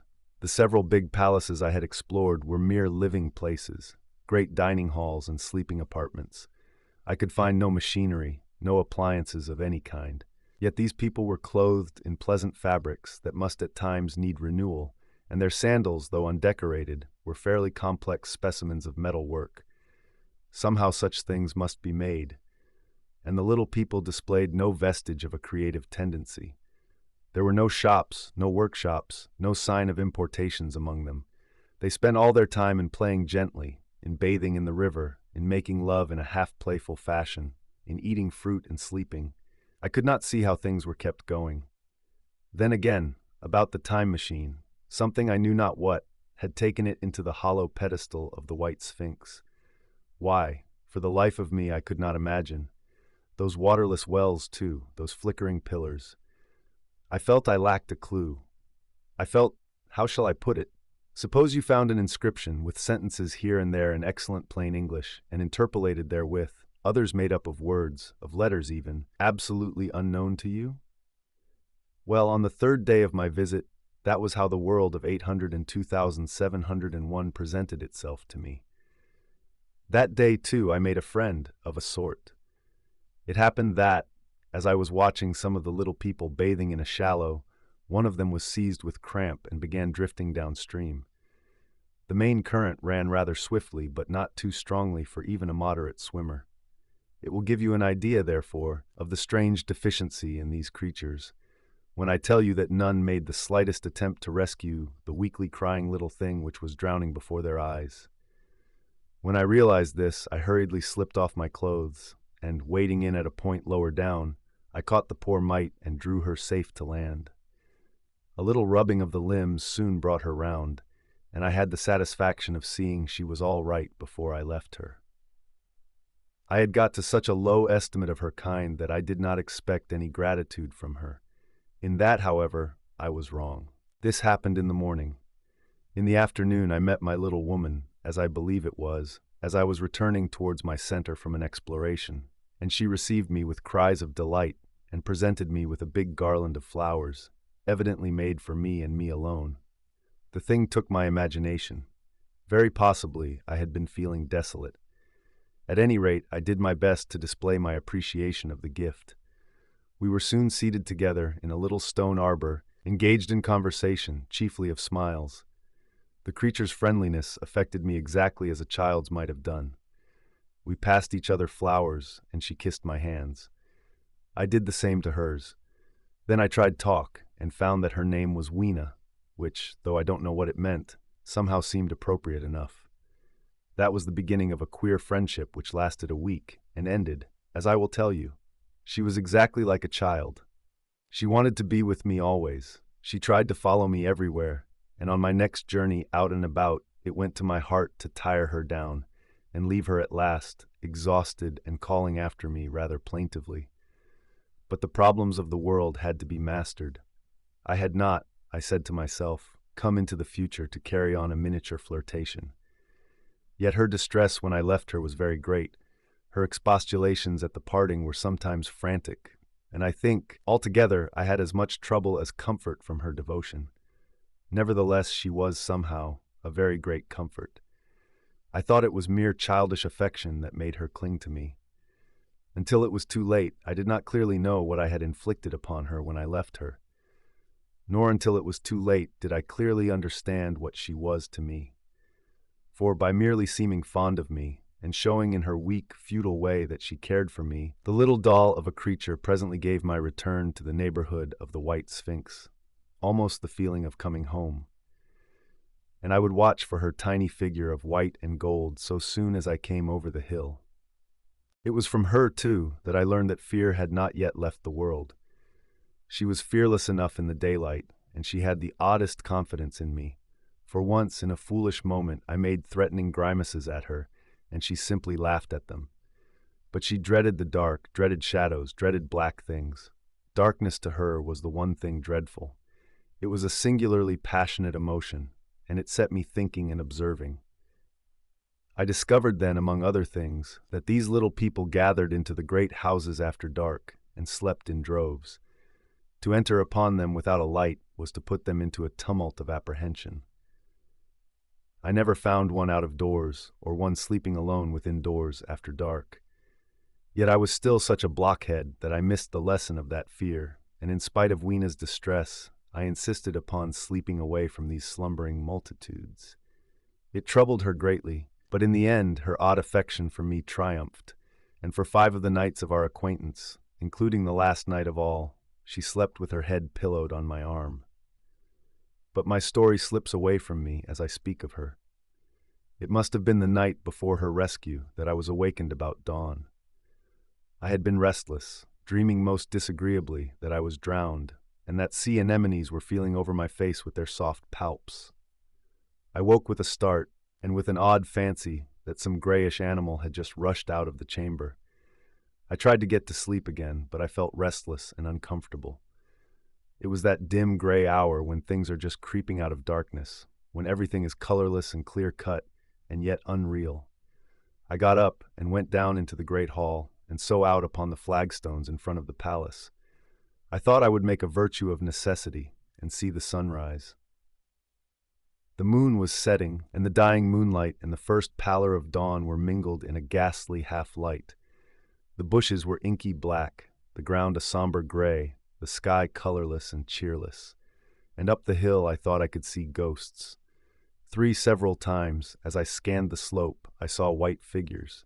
Twice I fancied I saw a solitary white, ape-like creature running rather quickly up the hill, and once near the ruins I saw a leash of them carrying some dark body. They moved hastily. I did not see what became of them. It seemed that they vanished among the bushes. The dawn was still indistinct, you must understand. I was feeling that chill, uncertain, early morning feeling you may have known. I doubted my eyes. As the eastern sky grew brighter, and the light of the day came on and its vivid coloring returned upon the world once more, I scanned the view keenly. But I saw no vestige of my white figures. They were mere creatures of the half-light. They must have been ghosts, I said. I wonder whence they dated. For a queer notion of Grant Allen's came into my head and amused me. If each generation die and leave ghosts, he argued, the world at last will get overcrowded with them. On that theory they would have grown innumerable some 800,000 years hence, and it was no great wonder to see 4 at once. But the jest was unsatisfying, and I was thinking of these figures all the morning, until Weena's rescue drove them out of my head. I associated them in some indefinite way with the white animal I had startled in my first passionate search for the time machine. But Weena was a pleasant substitute. Yet all the same, they were soon destined to take far deadlier possession of my mind. I think I have said how much hotter than our own was the weather of this golden age. I cannot account for it. It may be that the sun was hotter, or the earth nearer the sun. It is usual to assume that the sun will go on cooling steadily in the future, but people, unfamiliar with such speculations as those of the younger Darwin, forget that the planets must ultimately fall back one by one into the parent body. As these catastrophes occur, the sun will blaze with renewed energy, and it may be that some inner planet had suffered this fate. Whatever the reason, the fact remains that the sun was very much hotter than we know it. Well, one very hot morning, my 4th, I think, as I was seeking shelter from the heat and glare in a colossal ruin near the great house where I slept and fed, there happened this strange thing. Clambering among these heaps of masonry, I found a narrow gallery, whose end and side windows were blocked by fallen masses of stone. By contrast with the brilliancy outside, it seemed at first impenetrably dark to me. I entered it groping, for the change from light to blackness made spots of color swim before me. Suddenly I halted spellbound. A pair of eyes, luminous by reflection against the daylight without, was watching me out of the darkness. The old instinctive dread of wild beasts came upon me. I clenched my hands and steadfastly looked into the glaring eyeballs. I was afraid to turn. Then the thought of the absolute security in which humanity appeared to be living came to my mind. And then I remembered that strange terror of the dark. Overcoming my fear to some extent, I advanced a step and spoke. I will admit that my voice was harsh and ill-controlled. I put out my hand and touched something soft. At once the eyes darted sideways, and something white ran past me. I turned with my heart in my mouth, and saw a queer little ape-like figure, its head held down in a peculiar manner, running across the sunlit space behind me. It blundered against a block of granite, staggered aside, and in a moment was hidden in a black shadow beneath another pile of ruined masonry. My impression of it is, of course, imperfect, but I know it was a dull white and had strange, large, grayish-red eyes. Also that there was flaxen hair on its head and down its back. But as I say, it went too fast for me to see distinctly. I cannot even say whether it ran on all fours, or only with its forearms held very low. After an instant's pause, I followed it into the second heap of ruins. I could not find it at first, but after a time in the profound obscurity, I came upon one of those round well-like openings of which I have told you, half closed by a fallen pillar. A sudden thought came to me.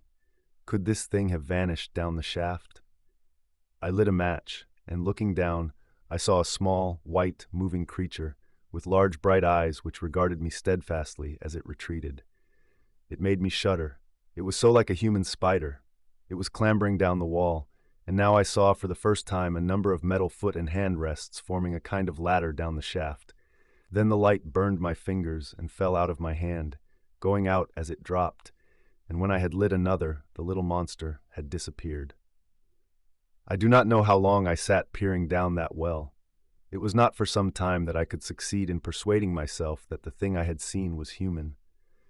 But gradually, the truth dawned on me, that man had not remained one species, but had differentiated into two distinct animals, that my graceful children of the upper world were not the sole descendants of our generation, but that this bleached, obscene, nocturnal thing, which had flashed before me, was also heir to all the ages. I thought of the flickering pillars and of my theory of an underground ventilation. I began to suspect their true import. And what, I wondered, was this limmer doing in my scheme of a perfectly balanced organization? How was it related to the indolent serenity of the beautiful upper-worlders? And what was hidden down there, at the foot of that shaft? I sat upon the edge of the well telling myself that, at any rate, there was nothing to fear, and that there I must descend for the solution of my difficulties. And withal, I was absolutely afraid to go. As I hesitated, two of the beautiful upper-world people came running in their amorous sport across the daylight in the shadow. The male pursued the female, flinging flowers at her as he ran. They seemed distressed to find me, my arm against the overturned pillar, peering down the well. Apparently it was considered bad form to remark these apertures, for when I pointed to this one and tried to frame a question about it in their tongue, they were still more visibly distressed and turned away. But they were interested by my matches, and I struck some to amuse them. I tried them again about the well, and again I failed. So presently I left them, meaning to go back to Weena and see what I could get from her. But my mind was already in revolution. My guesses and impressions were slipping and sliding to a new adjustment. I had now a clue to the import of these wells, to the ventilating towers, to the mystery of the ghosts, to say nothing of a hint at the meaning of the bronze gates and the fate of the time machine. And very vaguely there came a suggestion towards the solution of the economic problem that had puzzled me. Here was the new view. Plainly, this second species of man was subterranean. There were three circumstances in particular which made me think that its rare emergence above ground was the outcome of a long-continued underground habit. In the first place, there was the bleached look common in most animals that live largely in the dark, the white fish of the Kentucky caves, for instance. Then, those large eyes with that capacity for reflecting light are common features of nocturnal things, witness the owl and the cat. And last of all, that evident confusion in the sunshine, that hasty yet fumbling, awkward flight towards dark shadow, and that peculiar carriage of the head while in the light, all reinforced the theory of an extreme sensitiveness of the retina. Beneath my feet, then, the earth must be tunneled enormously, and these tunnelings were the habitat of the new race. The presence of ventilating shafts and wells along the hill slopes, everywhere in fact, except along the river valley, showed how universal were its ramifications. What so natural, then, as to assume that it was in this artificial underworld that such work as was necessary to the comfort of the daylight race was done? The notion was so plausible that I at once accepted it, and went on to assume the how of this splitting of the human species. I dare say you will anticipate the shape of my theory, though, for myself, I very soon felt that it fell far short of the truth. At first, proceeding from the problems of our own age, it seemed clear as daylight to me that the gradual widening of the present merely temporary and social difference between the capitalist and the laborer was the key to the whole position. No doubt it will seem grotesque enough to you and wildly incredible, and yet even now there are existing circumstances to point that way. There is a tendency to utilize underground space for the less ornamental purposes of civilization. There is the Metropolitan Railway in London, for instance. There are new electric railways, there are subways, there are underground workrooms and restaurants, and they increase and multiply. Evidently, I thought, this tendency had increased till industry had gradually lost its birthright in the sky. I mean that it had gone deeper and deeper into larger and ever larger underground factories, spending a still increasing amount of its time therein, till, in the end, even now, does not an East End worker live in such artificial conditions as practically to be cut off from the natural surface of the earth? Again, the exclusive tendency of richer people, due, no doubt, to the increasing refinement of their education and the widening gulf between them and the rude violence of the poor, is already leading to the closing in their interest of considerable portions of the surface of the land. About London, for instance, perhaps half the prettier country is shut in against intrusion. And this same widening gulf, which is due to the length and expense of the higher educational process and the increased facilities for and temptations towards refined habits on the part of the rich, will make that exchange between class and class, that promotion by intermarriage which at present retards the splitting of our species along lines of social stratification, less and less frequent. So, in the end, above ground you must have the haves, pursuing pleasure and comfort and beauty, and below ground the have-nots, the workers, getting continually adapted to the conditions of their labor. Once they were there, they would no doubt have to pay rent, and not a little of it, for the ventilation of their caverns, and if they refused, they would starve or be suffocated for arrears. Such of them as were so constituted as to be miserable and rebellious would die, and in the end, the balance being permanent, the survivors would become as well adapted to the conditions of underground life, and as happy in their way, as the upper world people were to theirs. As it seemed to me, the refined beauty and the etiolated pallor followed naturally enough. The great triumph of humanity I had dreamed of took a different shape in my mind. It had been no such triumph of moral education and general cooperation as I had imagined. Instead, I saw a real aristocracy, armed with a perfected science and working to a logical conclusion the industrial system of today. Its triumph had not been simply a triumph over nature, but a triumph over nature and the fellow man. This, I must warn you, was my theory at the time. I had no convenient cicerone in the pattern of the utopian books. My explanation may be absolutely wrong. I still think it is the most plausible one. But even on this supposition, the balanced civilization that was at last attained must have long since passed its zenith, and was now far fallen into decay. The too perfect security of the upper worlders had led them to a slow movement of degeneration, to a general dwindling in size, strength, and intelligence. That I could see clearly enough already. What had happened to the undergrounders I did not yet suspect, but from what I had seen of the Morlocks, that, by the by, was the name by which these creatures were called, I could imagine that the modification of the human type was even far more profound than among the Eloi, the beautiful race that I already knew. Then came troublesome doubts. Why had the Morlocks taken my time machine? For I felt sure it was they who had taken it. Why, too, if the Eloi were masters, could they not restore the machine to me? And why were they so terribly afraid of the dark? I proceeded, as I have said, to question Weena about this underworld, but here again I was disappointed. At first she would not understand my questions, and presently she refused to answer them. She shivered as though the topic was unendurable, and when I pressed her, perhaps a little harshly, she burst into tears. They were the only tears, except my own, I ever saw in that golden age. When I saw them, I ceased abruptly to trouble about the Morlocks, and was only concerned in banishing these signs of the human inheritance from Weena's eyes. And very soon she was smiling and clapping her hands, while I solemnly burned a match. Chapter 6. It may seem odd to you, but it was 2 days before I could follow up the newfound clue in what was manifestly the proper way. I felt a peculiar shrinking from those pallid bodies. They were just the half-bleached color of the worms and things one sees preserved in spirit in a zoological museum, and they were filthily cold to the touch. Probably my shrinking was largely due to the sympathetic influence of the Eloi, whose disgust of the Morlocks I now began to appreciate. The next night I did not sleep well. Probably my health was a little disordered. I was oppressed with perplexity and doubt. Once or twice I had a feeling of intense fear for which I could perceive no definite reason. I remember creeping noiselessly into the great hall where the little people were sleeping in the moonlight. That night Weena was among them, and feeling reassured by their presence. It occurred to me even then that in the course of a few days the moon must pass through its last quarter, and the nights grow dark, when the appearances of these unpleasant creatures from below, these whitened lemurs, this new vermin that had replaced the old, might be more abundant.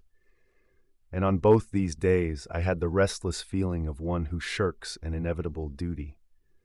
I felt assured that the time machine was only to be recovered by boldly penetrating these underground mysteries.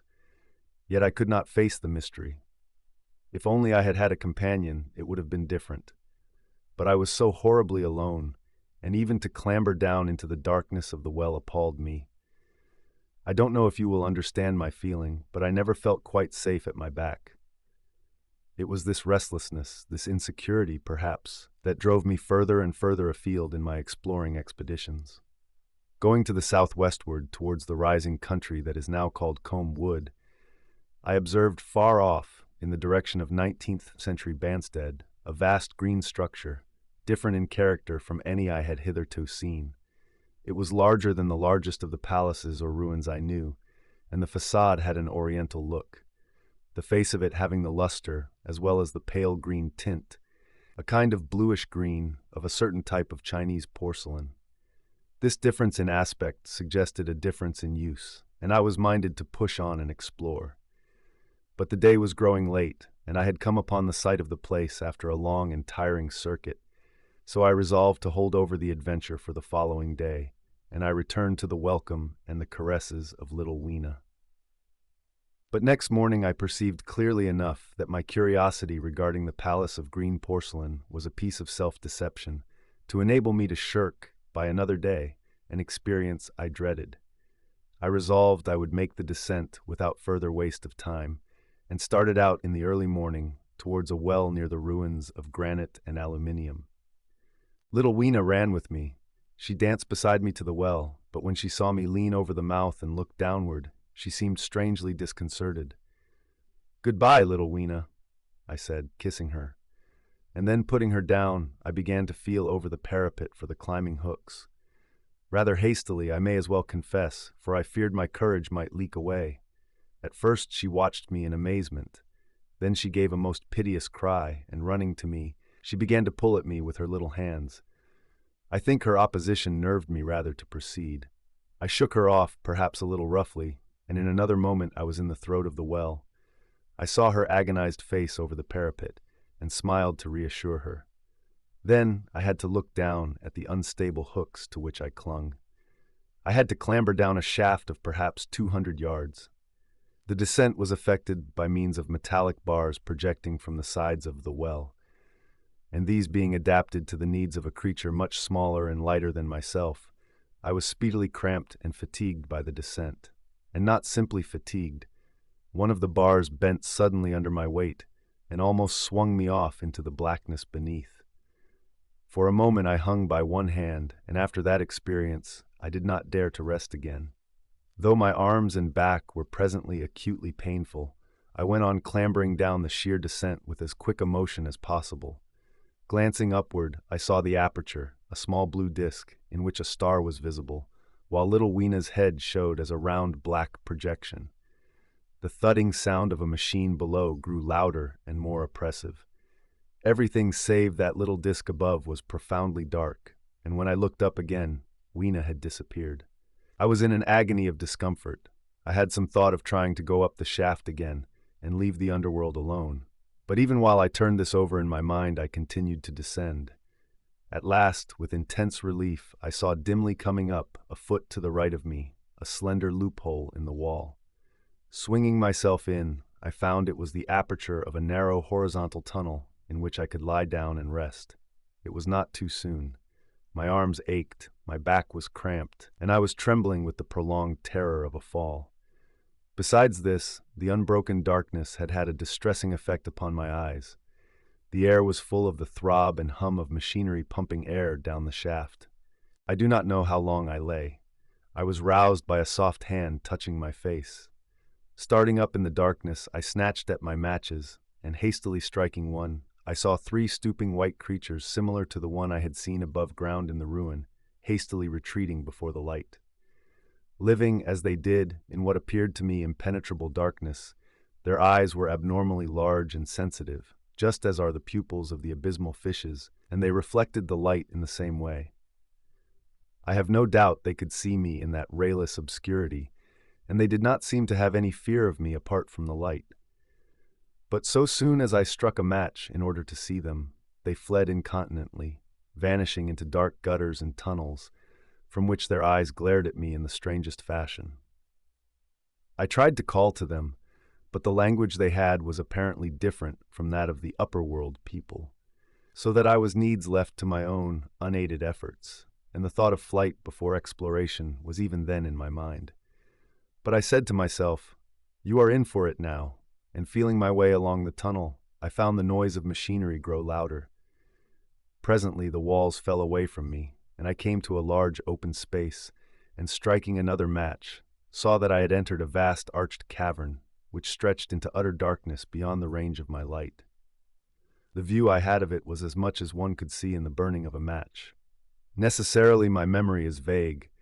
Great shapes like big machines rose out of the dimness and cast grotesque black shadows, in which dim spectral Morlocks sheltered from the glare. The place, by the by, was very stuffy and oppressive, and the faint halidus of freshly shed blood was in the air. Some way down the central vista was a little table of white metal laid with what seemed a meal. The Morlocks, at any rate, were carnivorous. Even at the time, I remember wondering what large animal could have survived to furnish the red joint I saw. It was all very indistinct. The heavy smell, the big unmeaning shapes, the obscene figures lurking in the shadows, and only waiting for the darkness to come at me again. Then the match burned down and stung my fingers and fell, a wriggling red spot in the blackness. I have thought since how particularly ill-equipped I was for such an experience. When I had started with the time machine, I had started with the absurd assumption that the men of the future would certainly be infinitely ahead of ourselves in all their appliances. I had come without arms, without medicine, without anything to smoke. At times I missed tobacco frightfully, even without enough matches. If only I had thought of a Kodak. I could have flashed that glimpse of the underworld in a second and examined it at leisure. But as it was, I stood there with only the weapons and the powers that nature had endowed me with, hands, feet, and teeth. These, and 4 safety matches that still remained to me.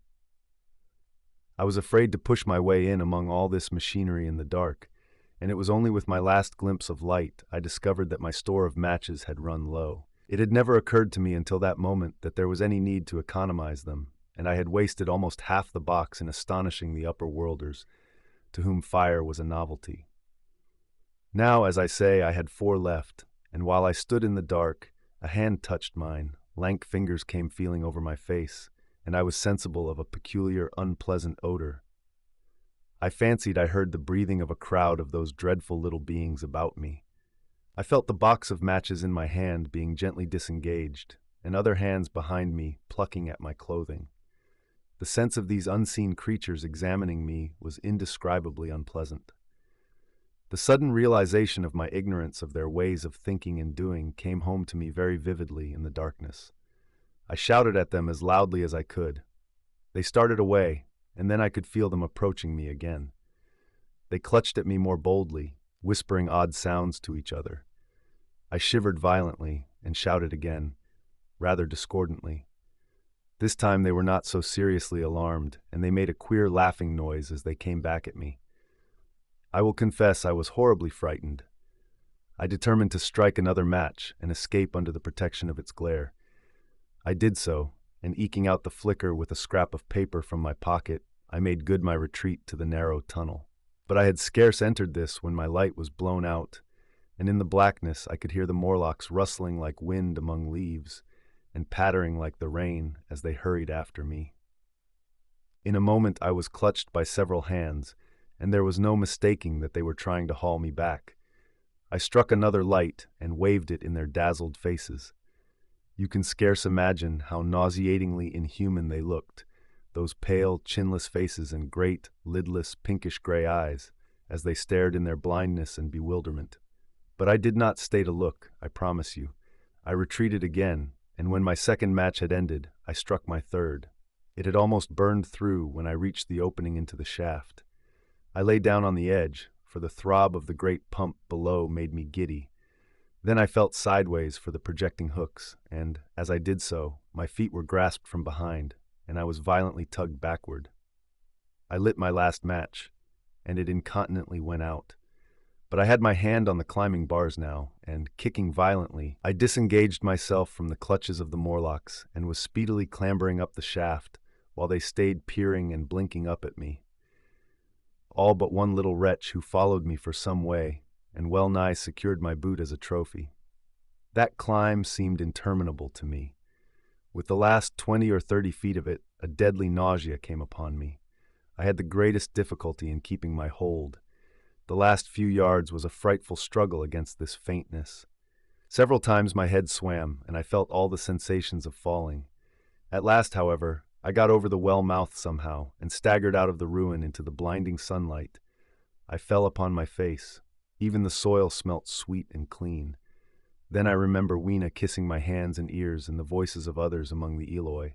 Then, for a time, I was insensible. Chapter 7. Now, indeed, I seemed in a worse case than before. Hitherto, except during my night's anguish at the loss of the time machine, I had felt a sustaining hope of ultimate escape. But that hope was staggered by these new discoveries. Hitherto I had merely thought myself impeded by the childish simplicity of the little people, and by some unknown forces which I had only to understand to overcome. But there was an altogether new element in the sickening quality of the Morlocks, a something inhuman and malign. Instinctively I loathed them. Before I had felt as a man might feel who had fallen into a pit. My concern was with the pit and how to get out of it. Now I felt like a beast in a trap whose enemy would come upon him soon. The enemy I dreaded may surprise you. It was the darkness of the new moon. Weena had put this into my head by some at first incomprehensible remarks about the dark nights. It was not now such a very difficult problem to guess what the coming dark nights might mean. The moon was on the wane. Each night there was a longer interval of darkness, and I now understood to some slight degree at least the reason of the fear of the little upper-world people for the dark. I wondered vaguely what foul villainy it might be that the Morlocks did under the new moon. I felt pretty sure now that my second hypothesis was all wrong. The upper-world people might once have been the favored aristocracy, and the Morlocks their mechanical servants, but that had long since passed away. The two species that had resulted from the evolution of man were sliding down towards, or had already arrived at, an altogether new relationship.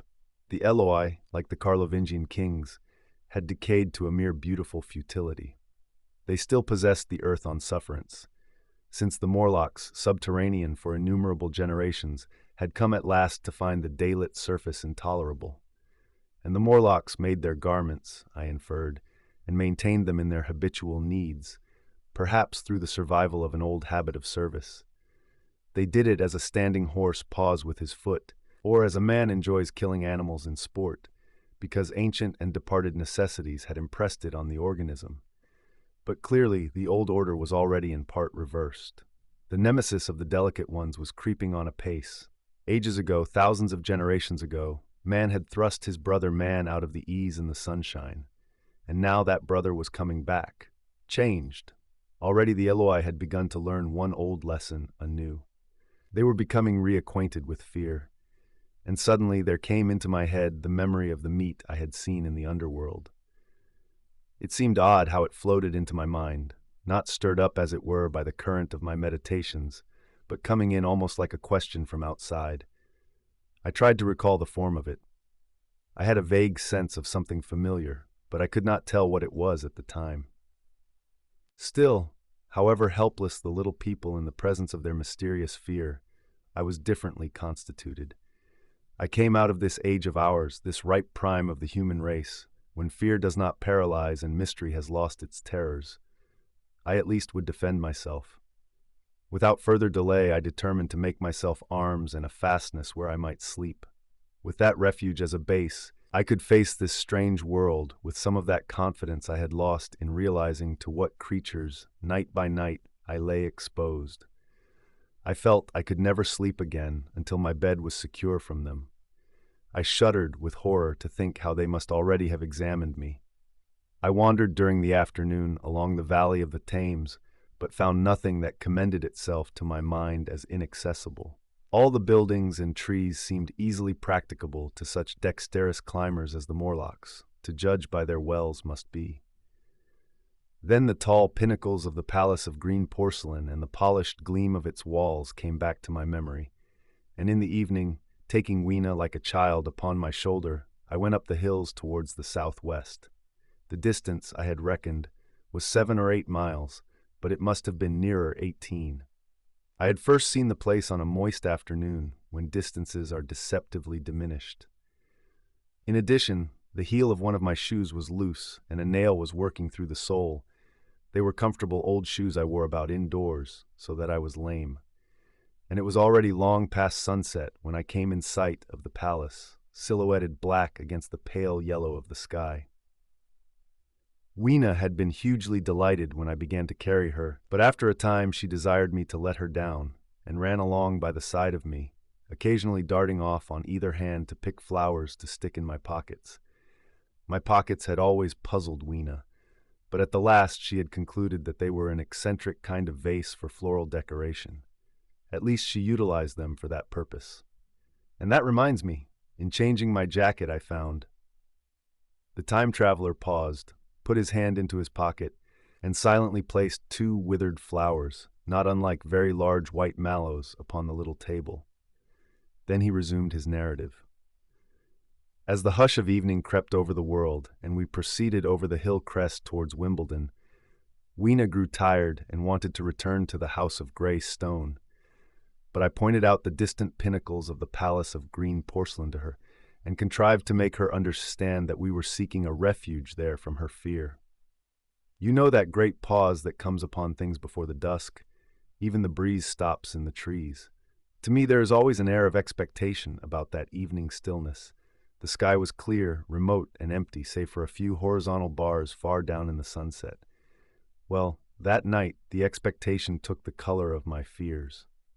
In that darkling calm, my senses seemed preternaturally sharpened. I fancied I could even feel the hollowness of the ground beneath my feet. Could, indeed, almost see through it the Morlocks on their ant-hill going hither and thither and waiting for the dark. In my excitement, I fancied that they would receive my invasion of their burrows as a declaration of war. And why had they taken my time machine? So we went on in the quiet, and the twilight deepened into night. The clear blue of the distance faded, and one star after another came out. The ground grew dim and the trees black.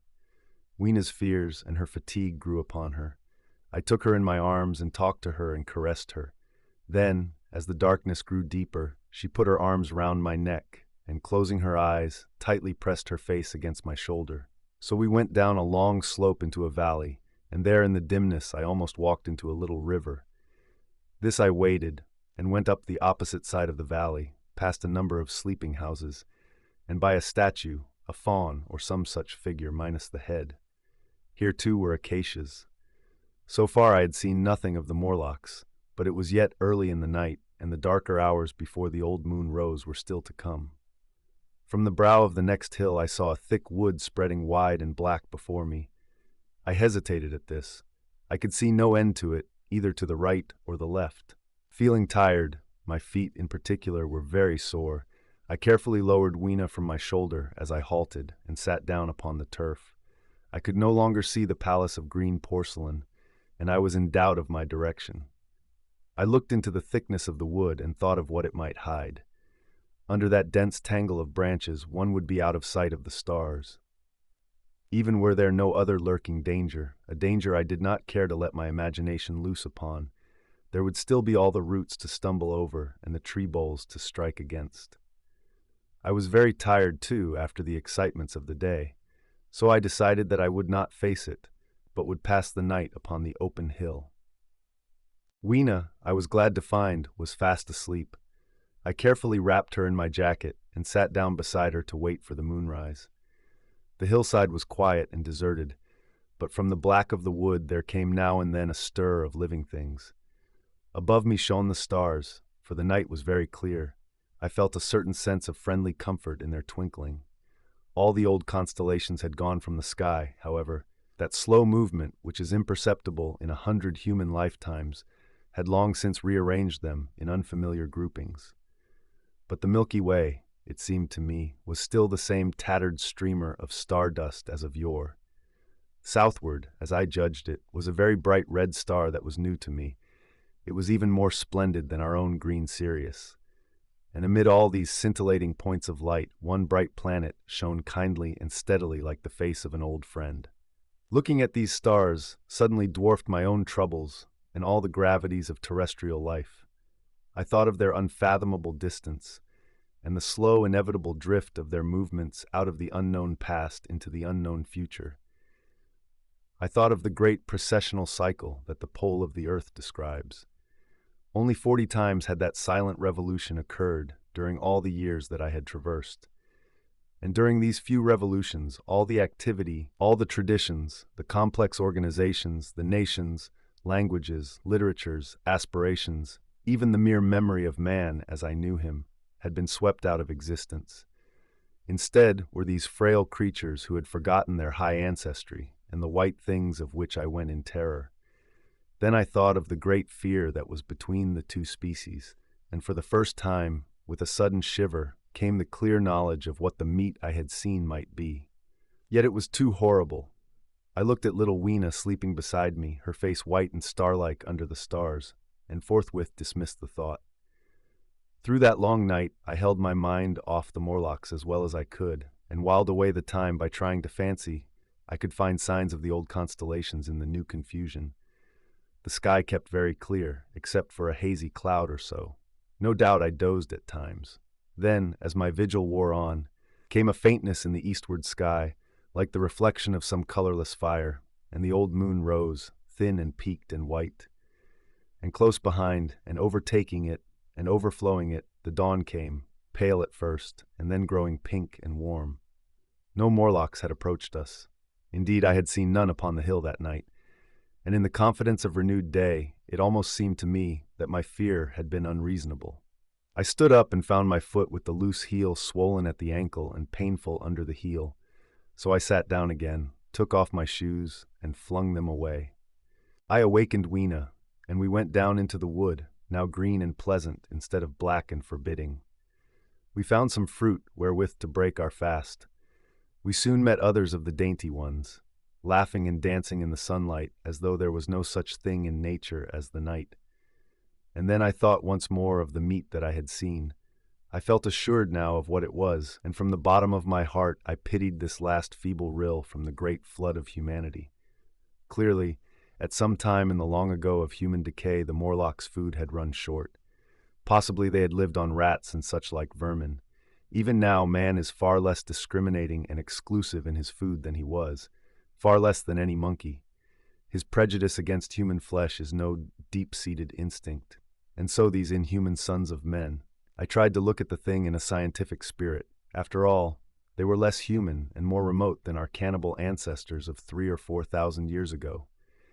And the intelligence that would have made this state of things a torment had gone. Why should I trouble myself? These Eloi were mere fatted cattle, which the ant-like Morlocks preserved and preyed upon, probably saw to the breeding of, and there was Weena dancing at my side. Then I tried to preserve myself from the horror that was coming upon me by regarding it as a rigorous punishment of human selfishness. Man had been content to live in ease and delight upon the labors of his fellow man, had taken necessity as his watchword and excuse, and in the fullness of time, necessity had come home to him. I even tried a Carlyle-like scorn of this wretched aristocracy in decay.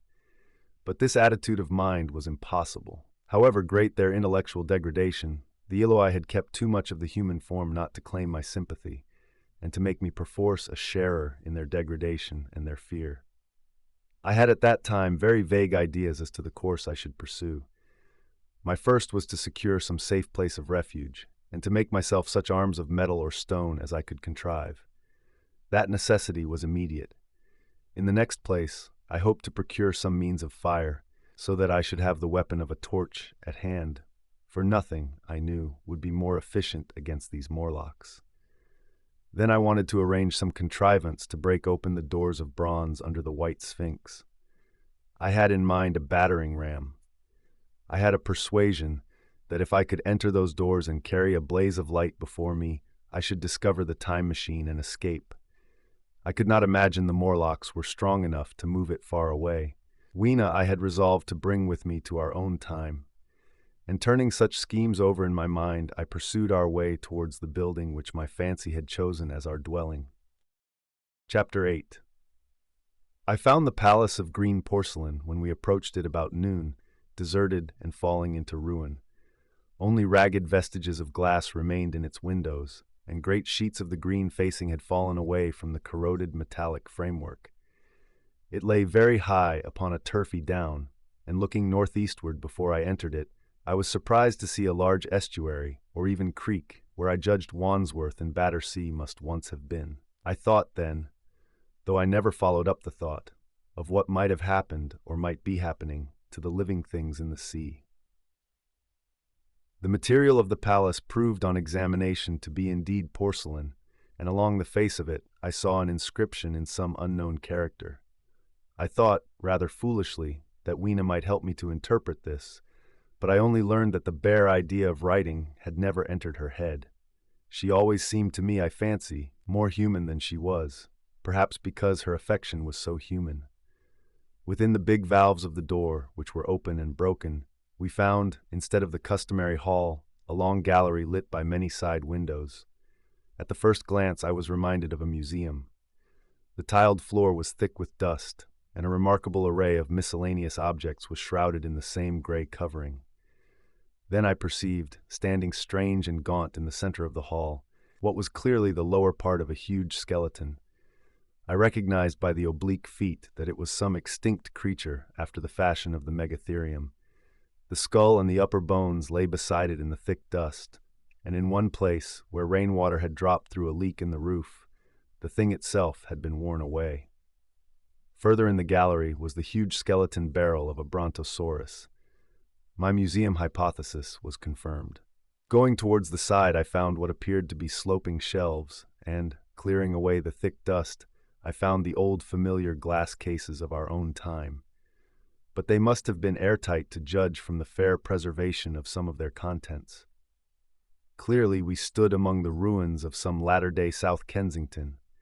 Here, apparently, was the paleontological section, and a very splendid array of fossils it must have been, though the inevitable process of decay that had been staved off for a time, and had, through the extinction of bacteria and fungi, lost 99/100ths of its force, was, nevertheless, with extreme sureness, if with extreme slowness at work again upon all its treasures.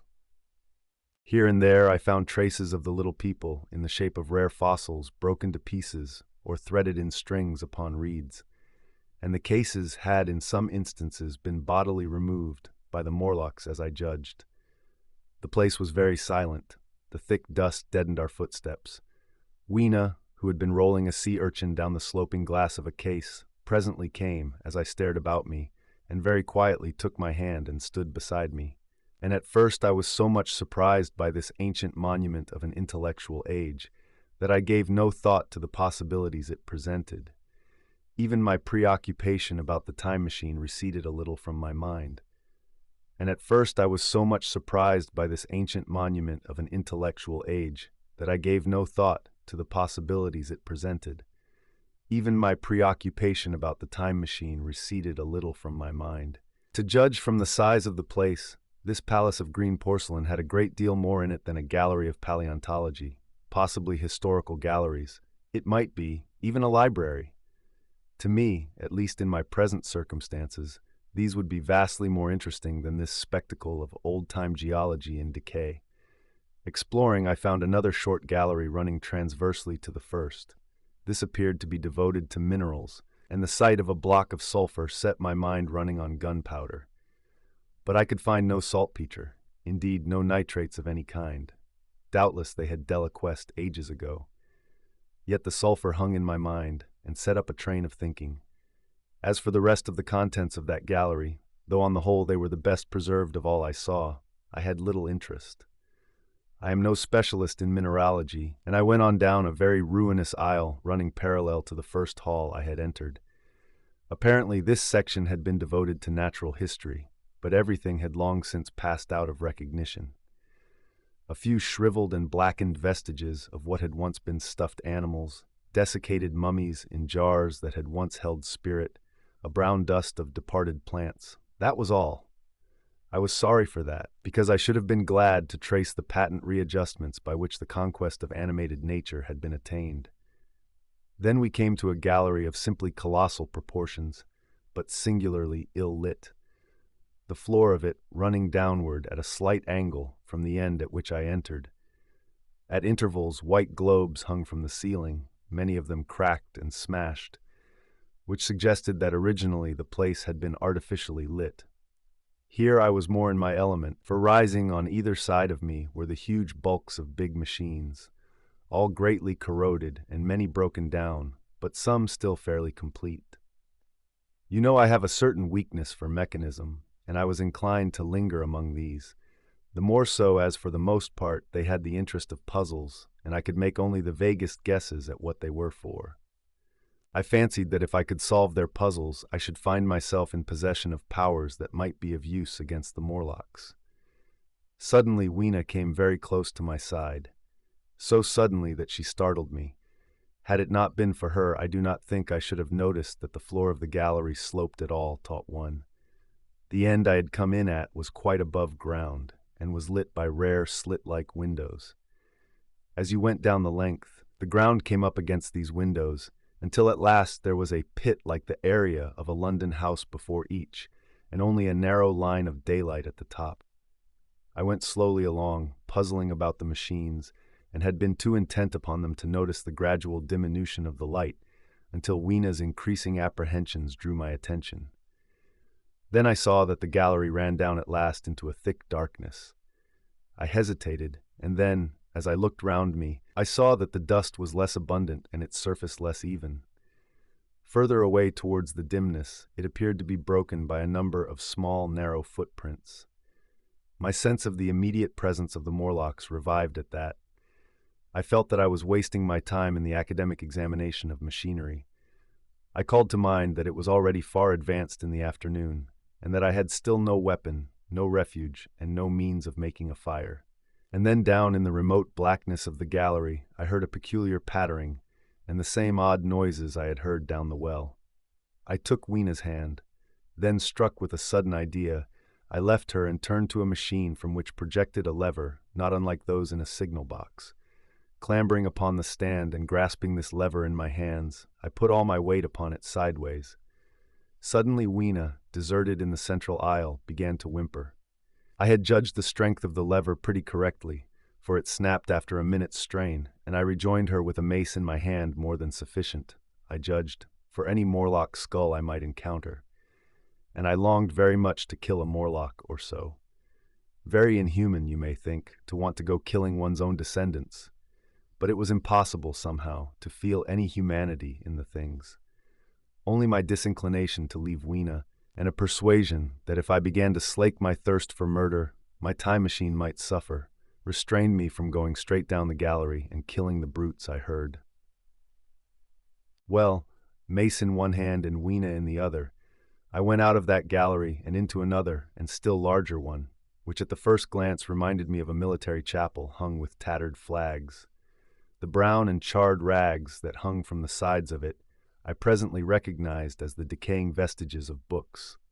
They had long since dropped to pieces, and every semblance of print had left them. But here and there were warped boards and cracked metallic clasps that told the tale well enough.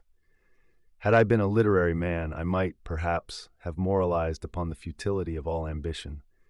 But as it was, the thing that struck me with keenest force was the enormous waste of labor to which this somber wilderness of rotting paper testified.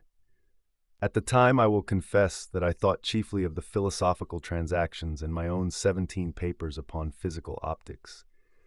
Then, going up a broad staircase, we came to what may once have been a gallery of technical chemistry, and here I had not a little hope of useful discoveries.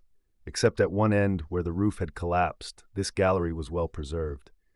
I went eagerly to every unbroken case, and at last, in one of the really airtight cases, I found a box of matches. Very eagerly I tried them. They were perfectly good. They were not even damp. I turned to Weena. "Dance," I cried to her in her own tongue, for now I had a weapon indeed against the horrible creatures we feared. And so in that derelict museum, upon the thick soft carpeting of dust, to Weena's huge delight, I solemnly performed a kind of composite dance, whistling The Land of the Leal as cheerfully as I could. In part it was a modest can-can, in part a step dance, in part a skirt dance, so far as my tailcoat permitted, and in part original, for I am naturally inventive, as you know. Now, I still think that for this box of matches to have escaped the wear of time for immemorial years was a most strange, as for me it was a most fortunate thing. Yet, oddly enough, I found a far unlikelier substance, and that was camphor. I found it in a sealed jar that by chance, I suppose, had been really hermetically sealed. I fancied at first that it was paraffin wax, and smashed the glass accordingly. But the odor of camphor was unmistakable. In the universal decay, this volatile substance had chanced to survive, perhaps through many thousands of centuries. It reminded me of a sepia painting I had once seen done from the ink of a fossil belemnite that must have perished and become fossilized millions of years ago. I was about to throw it away, but I remembered that it was inflammable and burned with a good bright flame, was in fact an excellent candle, and I put it in my pocket. I found no explosives, however, nor any means of breaking down the bronze doors. As yet, my iron crowbar was the most helpful thing I had chanced upon. Nevertheless, I left that gallery greatly elated. I cannot tell you all the story of that long afternoon. It would require a great effort of memory to recall my explorations in at all the proper order.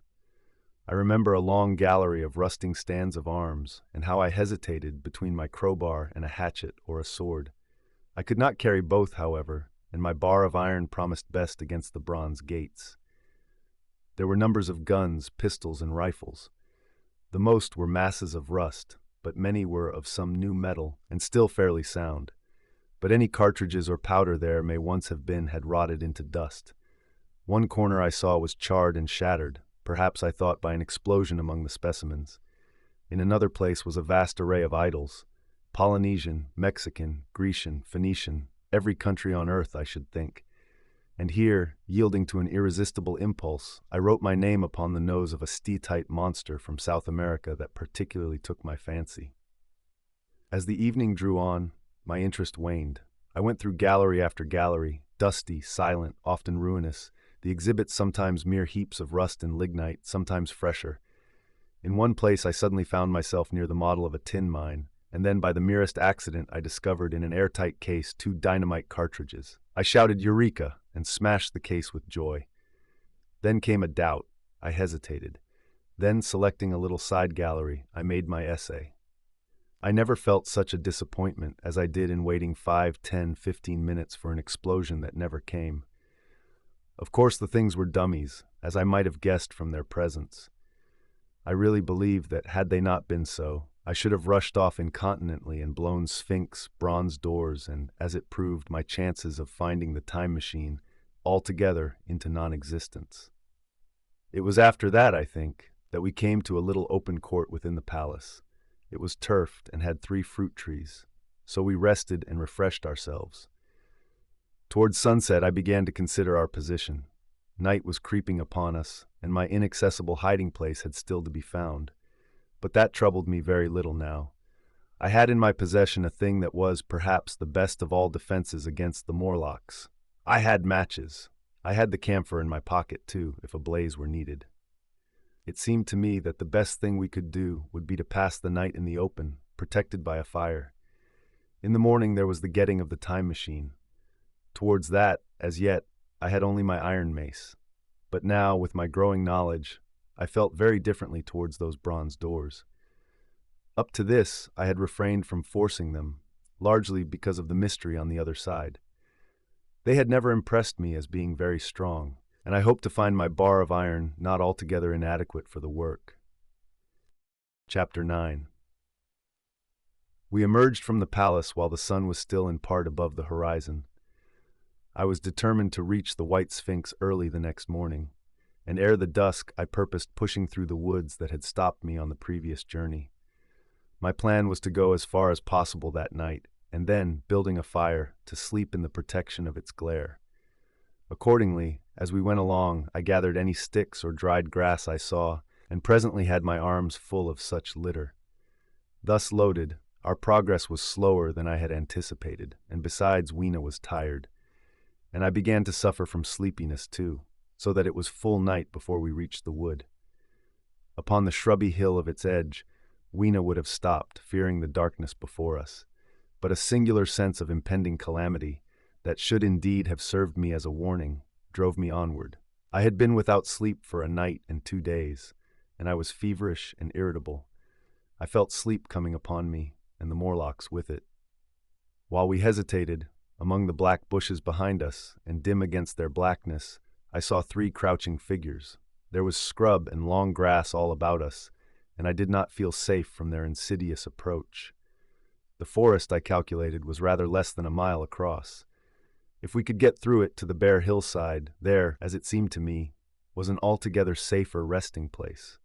I thought that with my matches and my camphor, I could contrive to keep my path illuminated through the woods. Yet it was evident that if I was to flourish matches with my hands, I should have to abandon my firewood. So, rather reluctantly, I put it down. And then it came into my head that I would amaze our friends behind by lighting it. I was to discover the atrocious folly of this proceeding, but it came to my mind as an ingenious move for covering our retreat. I don't know if you have ever thought what a rare thing flame must be in the absence of man, and in a temperate climate. The sun's heat is rarely strong enough to burn, even when it is focused by dewdrops, as is sometimes the case in more tropical districts. Lightning may blast and blacken, but it rarely gives rise to widespread fire. Decaying vegetation may occasionally smolder with the heat of its fermentation, but this rarely results in flame. In this decadence, too, the art of fire-making had been forgotten on the earth. The red tongues that went licking up my heap of wood were an altogether new and strange thing to Weena. She wanted to run to it and play with it. I believe she would have cast herself into it had I not restrained her. But I caught her up, and in spite of her struggles, plunged boldly before me into the wood. For a little way the glare of my fire lit the path. Looking back presently, I could see, through the crowded stems, that from my heap of sticks the blaze had spread to some bushes adjacent, and a curved line of fire was creeping up the grass of the hill. I laughed at that, and turned again to the dark trees before me. It was very black, and Weena clung to me convulsively, but there was still, as my eyes grew accustomed to the darkness, sufficient light for me to avoid the stems. Overhead it was simply black, except where a gap of remote blue sky shone down upon us here and there. I struck none of my matches because I had no hand free. Upon my left arm I carried my little one, in my right hand I had my iron bar. For some way I heard nothing but the crackling twigs under my feet, the faint rustle of the breeze above, and my own breathing and the throb of the blood vessels in my ears. Then I seemed to know of a pattering about me. I pushed on grimly. The pattering grew more distinct, and then I caught the same queer sounds and voices I had heard in the underworld. There were evidently several of the Morlocks, and they were closing in upon me. Indeed, in another minute I felt a tug at my coat, then something at my arm, and Weena shivered violently and became quite still. It was time for a match, but to get one I must put her down. I did so, and as I fumbled with my pocket, a struggle began in the darkness about my knees, perfectly silent on her part, and with the same peculiar cooing sounds from the Morlocks. Soft little hands, too, were creeping over my coat and back, touching even my neck. Then the match scratched and fizzed. I held it flaring, and saw the white backs of the Morlocks in flight amid the trees.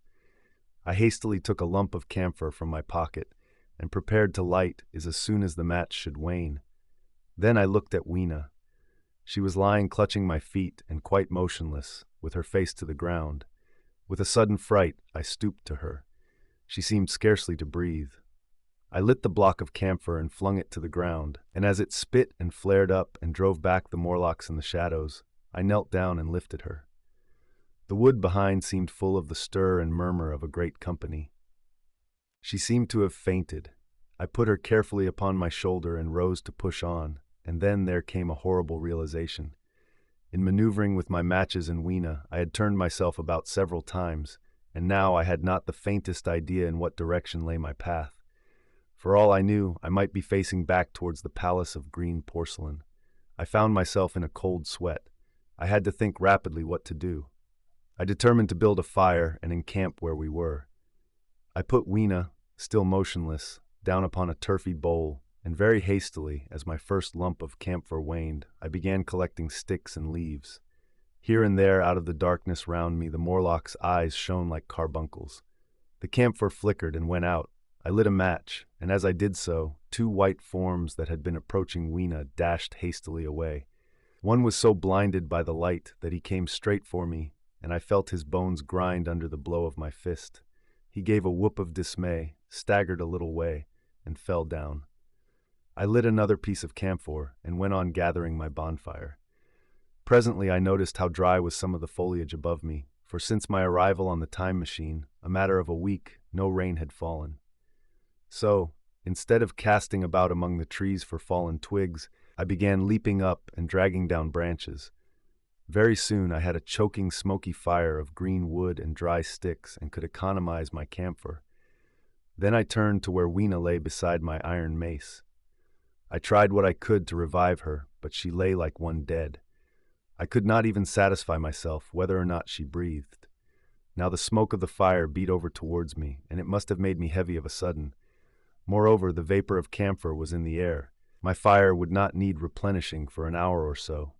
I felt very weary after my exertion and sat down. The wood, too, was full of a slumbrous murmur that I did not understand. I seemed just to nod and open my eyes. But all was dark, and the Morlocks had their hands upon me. Flinging off their clinging fingers, I hastily felt in my pocket for the matchbox, and it had gone. Then they gripped and closed with me again. In a moment I knew what had happened. I had slept, and my fire had gone out, and the bitterness of death came over my soul. The forest seemed full of the smell of burning wood. I was caught by the neck, by the hair, by the arms, and pulled down. It was indescribably horrible in the darkness to feel all these soft creatures heaped upon me. I felt as if I was in a monstrous spider's web. I was overpowered and went down. I felt little teeth nipping at my neck. I rolled over, and as I did so, my hand came against my iron lever. It gave me strength. I struggled up, shaking the human rats from me, and holding the bar short, I thrust where I judged their faces might be. I could feel the succulent giving of flesh and bone under my blows, and for a moment I was free. The strange exultation that so often seems to accompany hard fighting came upon me. I knew that both I and Weena were lost, but I determined to make the Morlocks pay for their meat. I stood with my back to a tree, swinging the iron bar before me. The whole wood was full of the stir and cries of them. A minute passed. Their voices seemed to rise to a higher pitch of excitement, and their movements grew faster. Yet none came within reach. I stood glaring at the blackness. Then suddenly came hope. What if the Morlocks were afraid? And close on the heels of that came a strange thing. The darkness seemed to grow luminous. Very dimly I began to see the Morlocks about me, 3 battered at my feet, and then I recognized with incredulous surprise that the others were running in an incessant stream, as it seemed, from behind me and away through the wood in front. And their backs seemed no longer white, but reddish. As I stood agape, I saw a little red spark go drifting across a gap of starlight between the branches and vanish. And at that I understood the smell of burning wood, the slumberous murmur that was growing now into a gusty roar, the red glow, and the Morlock's flight. Stepping out from behind my tree and looking back, I saw through the black pillars of the nearer trees the flames of the burning forest. It was my first fire coming after me. With that I looked for Weena, but she was gone. The hissing and crackling behind me, the explosive thud as each fresh tree burst into flame, left little time for reflection. My iron bar still gripped. I followed in the Morlock's path. It was a close race. Once the flames crept forward so swiftly on my right as I ran that I was outflanked and had to strike off to the left. But at last I emerged upon a small, open space, and as I did so, a Morlock came blundering towards me and past me and went on straight into the fire. And now I was to see the most weird and horrible thing, I think, of all that I beheld in that future age. This whole space was as bright as day with the reflection of the fire. In the center was a hillock or tumulus, surmounted by a scorched hawthorn. Beyond this was another arm of the burning forest, with yellow tongues already writhing from it, completely encircling the space with a fence of fire. Upon the hillside were some 30 or 40 Morlocks, dazzled by the light and heat, and blundering hither and thither against each other in their bewilderment. At first I did not realize their blindness, and struck furiously at them with my bar, in a frenzy of fear, as they approached me, killing one and crippling several more. But when I had watched the gestures of one of them groping under the hawthorn against the red sky, and heard their moans, I was assured of their absolute helplessness and misery in the glare, and I struck no more of them. Yet every now and then one would come straight towards me, setting loose a quivering horror that made me quick to elude him.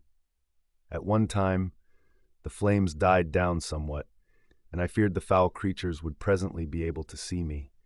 I was thinking of beginning the fight by killing some of them before this should happen, but the fire burst out again brightly, and I stayed my hand.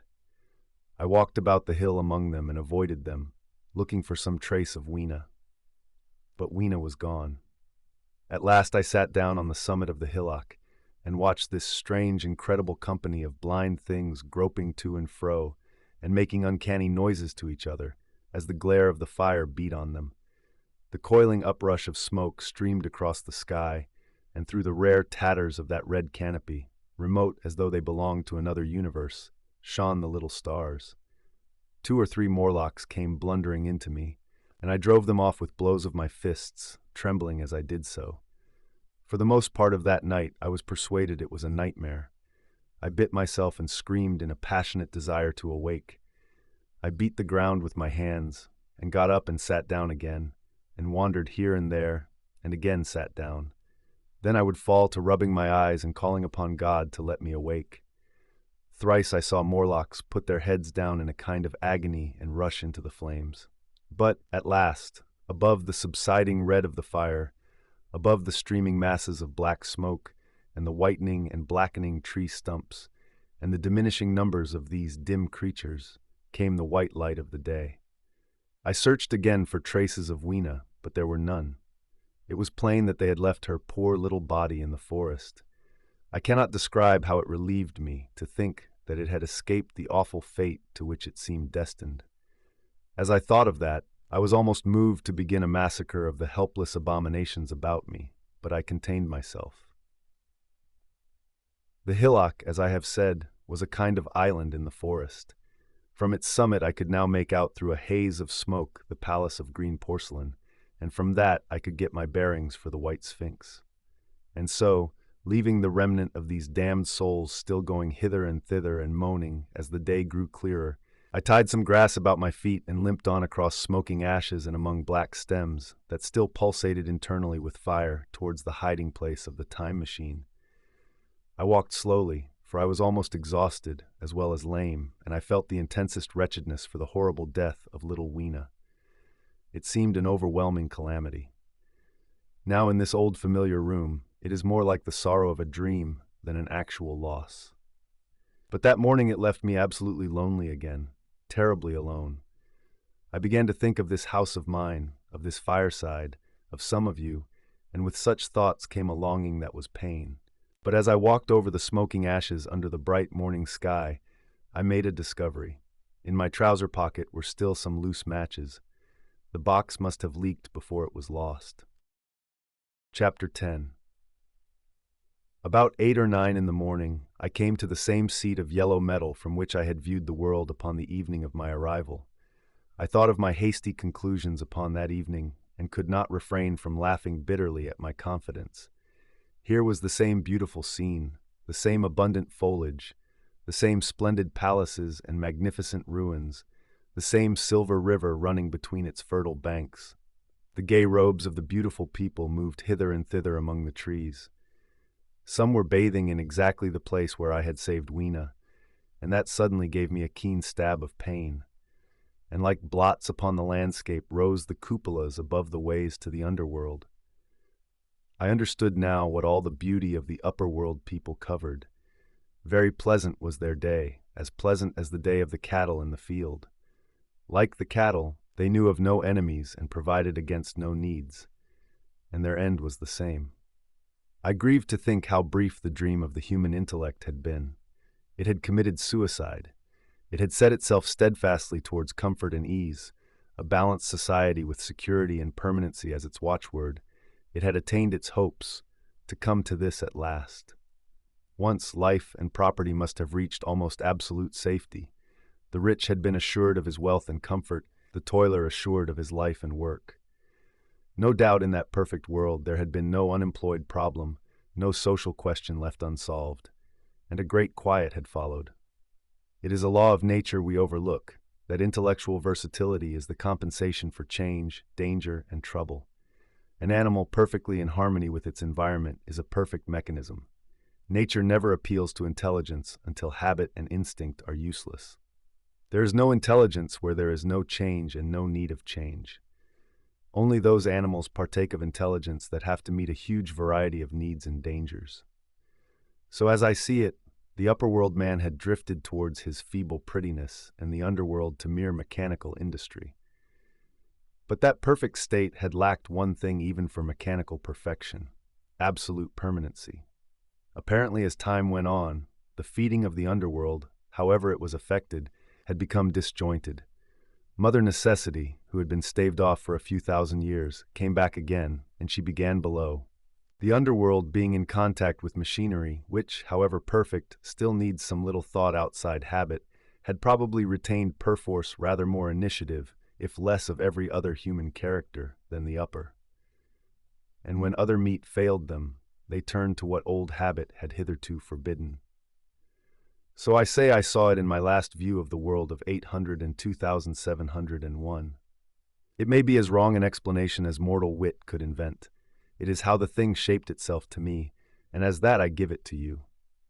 After the fatigues, excitements, and terrors of the past days, and in spite of my grief, this seat and the tranquil view and the warm sunlight were very pleasant.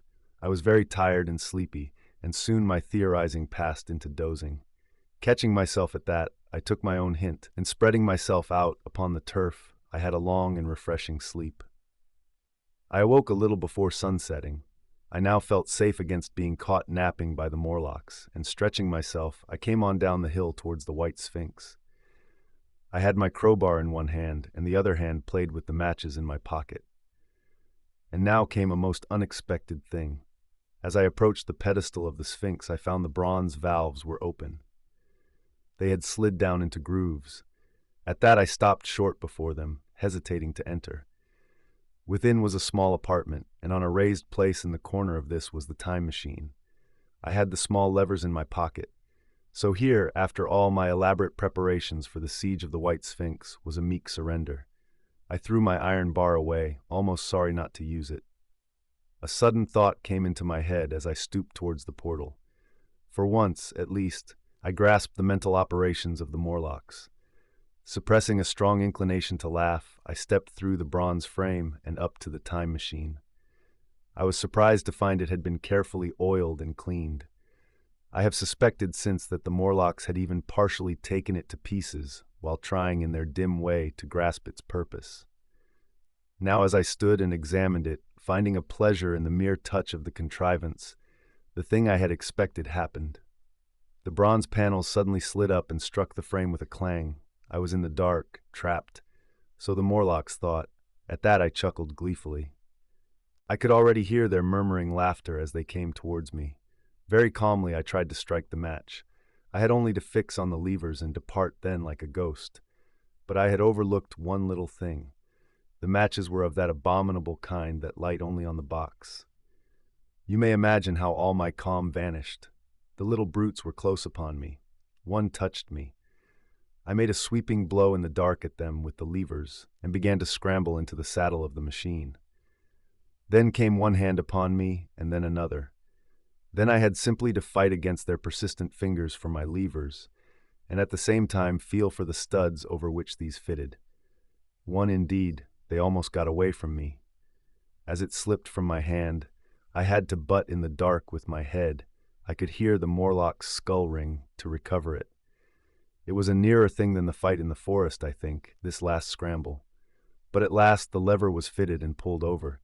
The clinging hand slipped from me. The darkness presently fell from my eyes. I found myself in the same gray light and tumult I have already described. Chapter 11. I have already told you of the sickness and confusion that comes with time traveling. And this time I was not seated properly in the saddle, but sideways and in an unstable fashion. For an indefinite time I clung to the machine as it swayed and vibrated, quite unheeding how I went, and when I brought myself to look at the dials again, I was amazed to find where I had arrived. One dial records days, another thousands of days, another millions of days, and another thousands of millions. Now, instead of reversing the levers, I had pulled them over so as to go forward with them, and when I came to look at these indicators, I found that the thousands hand was sweeping round as fast as the seconds hand of a watch, into futurity. As I drove on, a peculiar change crept over the appearance of things. The palpitating grayness grew darker. Then, though I was still traveling with prodigious velocity, the blinking succession of day and night, which was usually indicative of a slower pace, returned and grew more and more marked. This puzzled me very much at first. The alternations of night and day grew slower and slower, and so did the passage of the sun across the sky, until they seemed to stretch through centuries. At last a steady twilight brooded over the earth, a twilight only broken now and then when a comet glared across the darkling sky. The band of light that had indicated the sun had long since disappeared, for the sun had ceased to set. It simply rose and fell in the west, and grew ever broader and more red. All trace of the moon had vanished. The circling of the stars, growing slower and slower, had given place to creeping points of light. At last, some time before I stopped, the sun, red and very large, halted motionless upon the horizon, a vast dome glowing with a dull heat, and now and then suffering a momentary extinction.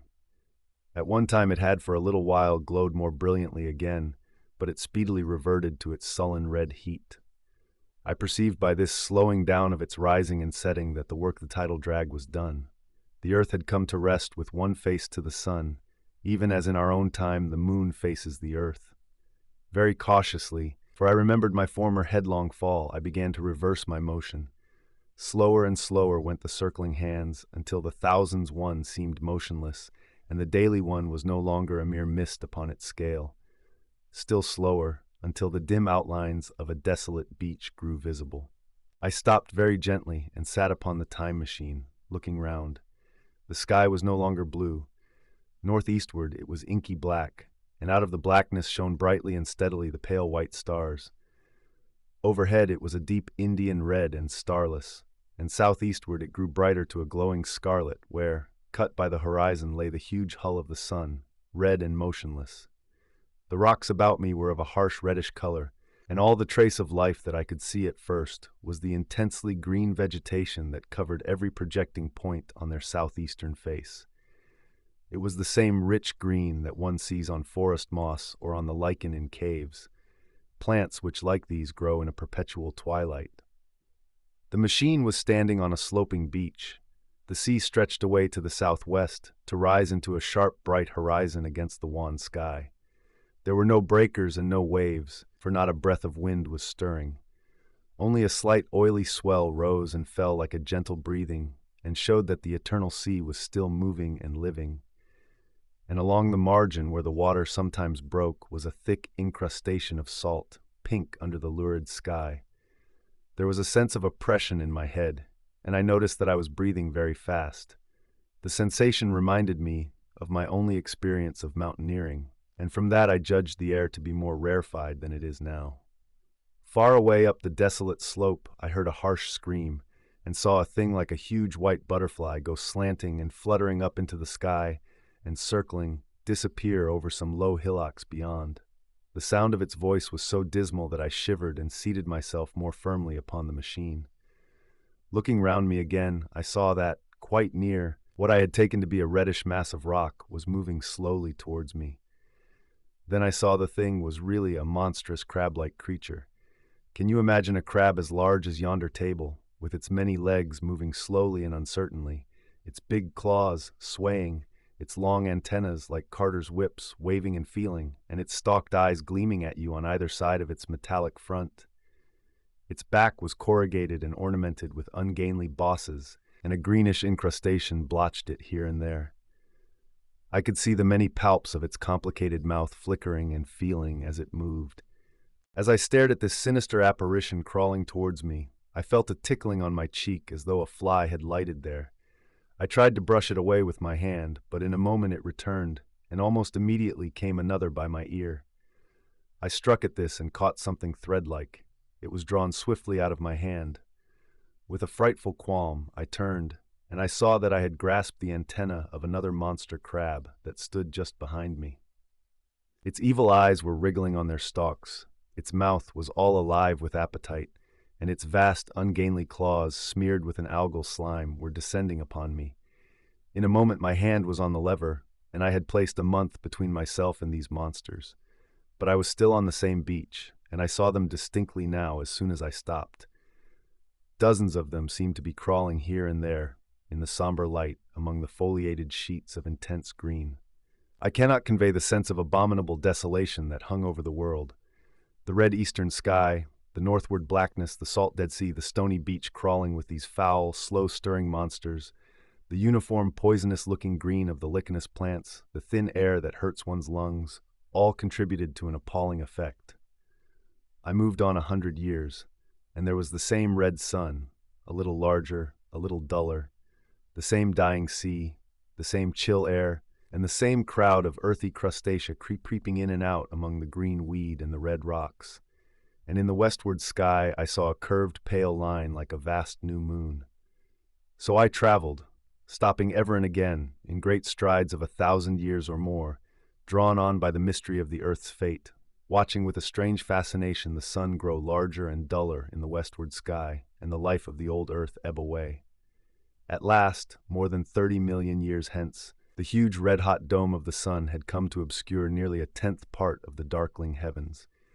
Then I stopped once more, for the crawling multitude of crabs had disappeared, and the red beach, save for its livid green liverworts and lichens, seemed lifeless.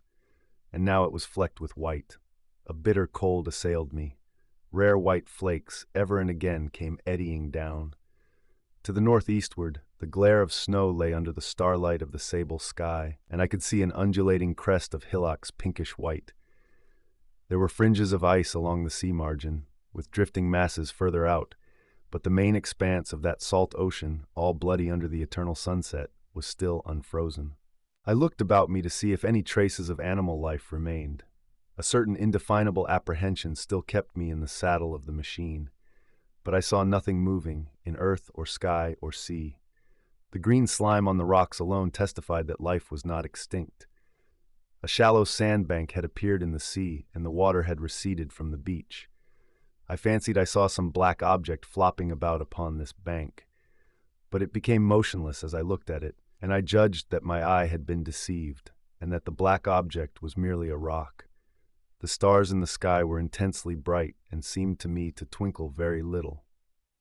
Suddenly I noticed that the circular westward outline of the sun had changed, that a concavity, a bay, had appeared in the curve. I saw this grow larger. For a minute, perhaps, I stared aghast at this blackness that was creeping over the day, and then I realized that an eclipse was beginning. Either the moon or the planet Mercury was passing across the sun's disk. Naturally, at first I took it to be the moon, but there is much to incline me to believe that what I really saw was the transit of an inner planet passing very near to the Earth. The darkness grew apace. A cold wind began to blow in freshening gusts from the east, and the showering white flakes in the air increased in number. From the edge of the sea came a ripple and whisper. Beyond these lifeless sounds, the world was silent. Silent? It would be hard to convey the stillness of it. All the sounds of man, the bleating of sheep, the cries of birds, the hum of insects, the stir that makes the background of our lives, all that was over. As the darkness thickened, the eddying flakes grew more abundant, dancing before my eyes, and the cold of the air more intense. At last, one by one, swiftly, one after the other, the white peaks of the distant hills vanished into blackness. The breeze rose to a moaning wind. I saw the black central shadow of the eclipse sweeping towards me. In another moment, the pale stars alone were visible. All else was rayless obscurity. The sky was absolutely black. A horror of this great darkness came on me. The cold that smote to my marrow, and the pain I felt in breathing, overcame me. I shivered, and a deadly nausea seized me. Then, like a red-hot bow in the sky, appeared the edge of the sun. I got off the machine to recover myself. I felt giddy and incapable of facing the return journey. As I stood sick and confused, I saw again the moving thing upon the shoal. There was no mistake now that it was a moving thing, against the red water of the sea. It was a round thing, the size of a football perhaps, or it may be bigger, and tentacles trailed down from it. It seemed black against the weltering blood-red water, and it was hopping fitfully about. Then I felt I was fainting, but a terrible dread of lying helpless in that remote and awful twilight sustained me while I clambered upon the saddle. Chapter 12. So I came back. For a long time I must have been insensible upon the machine. The blinking succession of the days and nights was resumed. The sun got golden again, the sky blue. I breathed with greater freedom. The fluctuating contours of the land ebbed and flowed. The hands spun backward upon the dials. At last I saw again the dim shadows of houses, the evidences of decadent humanity. These too changed and passed, and others came. Presently, when the million dial was at 0, I slackened speed. I began to recognize our own petty and familiar architecture. The thousands' hand ran back to the starting point. The night and day flapped slower and slower. Then the old walls of the laboratory came round me. Very gently, now, I slowed the mechanism down. I saw one little thing that seemed odd to me. I think I have told you that when I set out, before my velocity became very high, Mrs. Watchett had walked across the room, traveling, as it seemed to me, like a rocket. As I returned, I passed again across that minute when she traversed the laboratory. But now her every motion appeared to be the exact inversion of her previous ones. The door at the lower end opened, and she glided quietly up the laboratory, back foremost, and disappeared behind the door by which she had previously entered. Just before that, I seemed to see Hillier for a moment, but he passed like a flash. Then I stopped the machine and saw about me again the old familiar laboratory, my tools, my appliances, just as I had left them.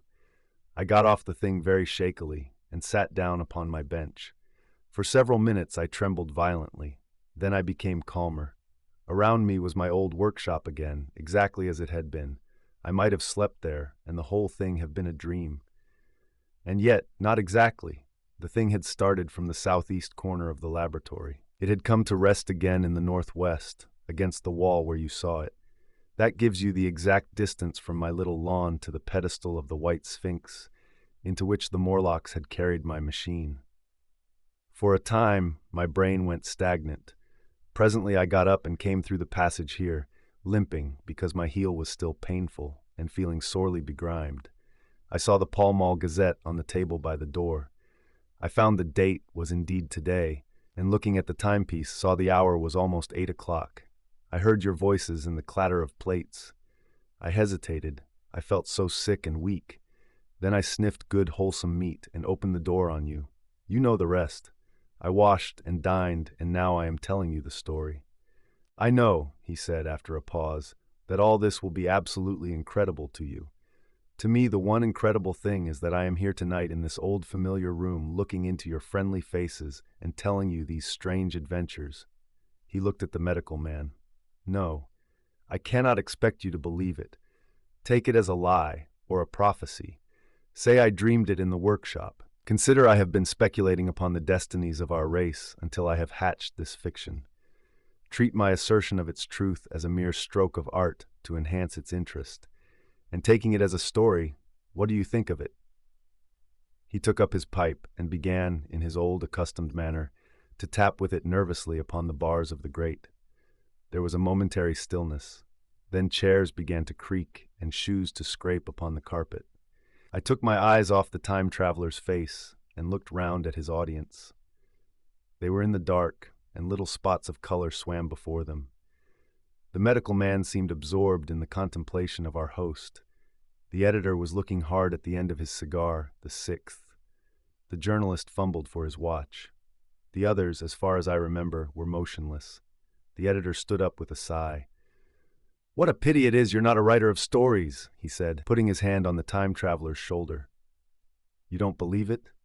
Well, I thought not." The time traveler turned to us. "Where are the matches?" he said. He lit one and spoke over his pipe, puffing. "To tell you the truth, I hardly believe it myself, and yet—" His eye fell with a mute inquiry upon the withered white flowers upon the little table. Then he turned over the hand holding his pipe, and I saw he was looking at some half-healed scars on his knuckles. The medical man rose, came to the lamp, and examined the flowers. "The Guineaceum's odd," he said. The psychologist leant forward to see, holding out his hand for a specimen. "I'm hanged if it isn't 1:45, said the journalist. "How shall we get home?" "Plenty of cabs at the station," said the psychologist. "It's a curious thing," said the medical man, "but I certainly don't know the natural order of these flowers. May I have them?" The time traveler hesitated. Then suddenly, "Certainly not." "Where did you really get them?" said the medical man.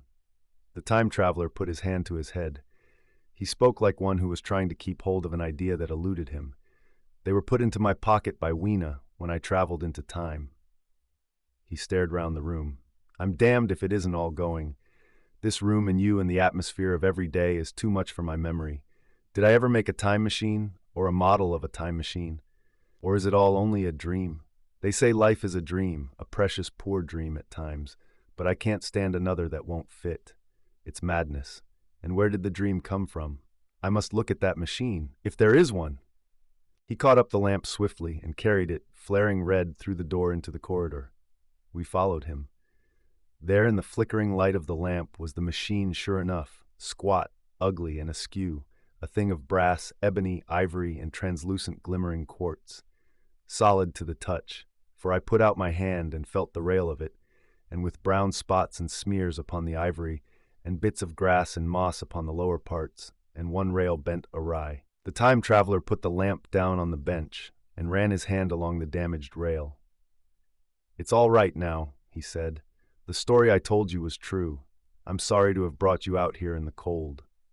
He took up the lamp, and in an absolute silence, we returned to the smoking room. He came into the hall with us and helped the editor on with his coat. The medical man looked into his face and, with a certain hesitation, told him he was suffering from overwork, at which he laughed hugely. I remember him standing in the open doorway, bawling good night. I shared a cab with the editor. He thought the tale a gaudy lie. For my own part, I was unable to come to a conclusion. The story was so fantastic and incredible, the telling so credible and sober. I lay awake most of the night thinking about it. I determined to go next day and see the time traveler again. I was told he was in the laboratory, and being on easy terms in the house, I went up to him. The laboratory, however, was empty. I stared for a minute at the time machine and put out my hand and touched the lever. At that, the squat, substantial-looking mass swayed like a bough shaken by the wind. Its instability startled me extremely, and I had a queer reminiscence of the childish days when I used to be forbidden to meddle. I came back through the corridor. The time traveler met me in the smoking room.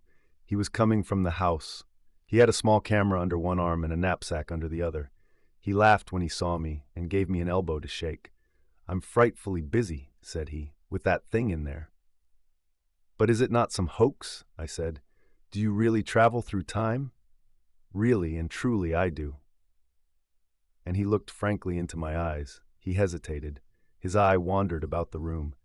"I only want half an hour," he said. "I know why you came, and it's awfully good of you. There's some magazines here. If you'll stop to lunch, I'll prove you this time traveling up to the hilt, specimen and all. If you'll forgive my leaving you now." I consented, hardly comprehending then the full import of his words, and he nodded and went on down the corridor. I heard the door of the laboratory slam, seated myself in a chair, and took up a daily paper. What was he going to do before lunchtime? Then suddenly I was reminded by an advertisement that I had promised to meet Richardson, the publisher, at 2. I looked at my watch and saw that I could barely save that engagement. I got up and went down the passage to tell the time traveler. As I took hold of the handle of the door, I heard an exclamation, oddly truncated at the end, and a click and a thud. A gust of air whirled round me as I opened the door, and from within came the sound of broken glass falling on the floor. The time traveler was not there.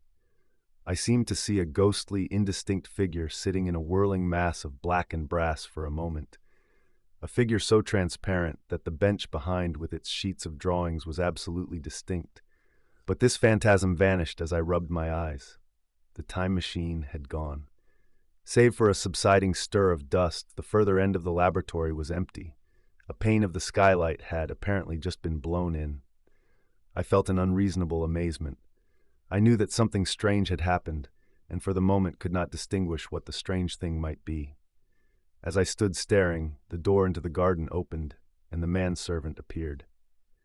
We looked at each other. Then ideas began to come. "Has Mr. gone out that way?" said I.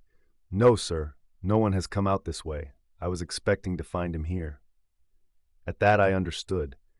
At the risk of disappointing Richardson, I stayed on, waiting for the time traveler, waiting for the second, perhaps still stranger story, and the specimens and photographs he would bring with him.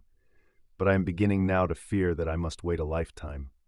The time traveler vanished 3 years ago, and, as everybody knows now, he has never returned. Epilogue. One cannot choose but wonder. Will he ever return?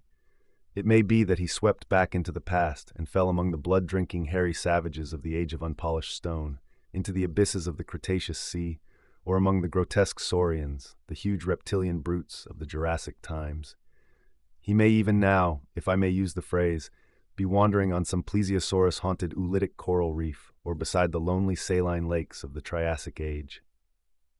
Or did he go forward into one of the nearer ages, in which men are still men, but with the riddles of our own time answered and its wearisome problems solved?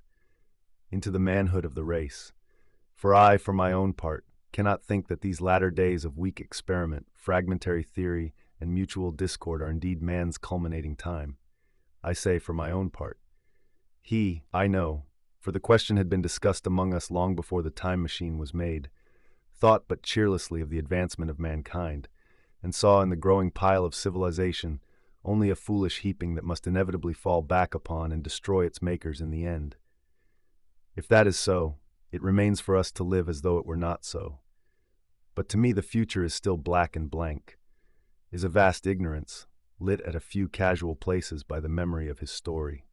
And I have by me, for my comfort, 2 strange white flowers, shriveled now and brown and flat and brittle, to witness that even when mind and strength had gone, gratitude and a mutual tenderness still lived on in the heart of man.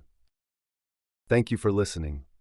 If you're enjoying our recordings, please like this video and comment below what book you want to listen to next. Also, be sure to subscribe so you don't miss out on any of our other audiobooks.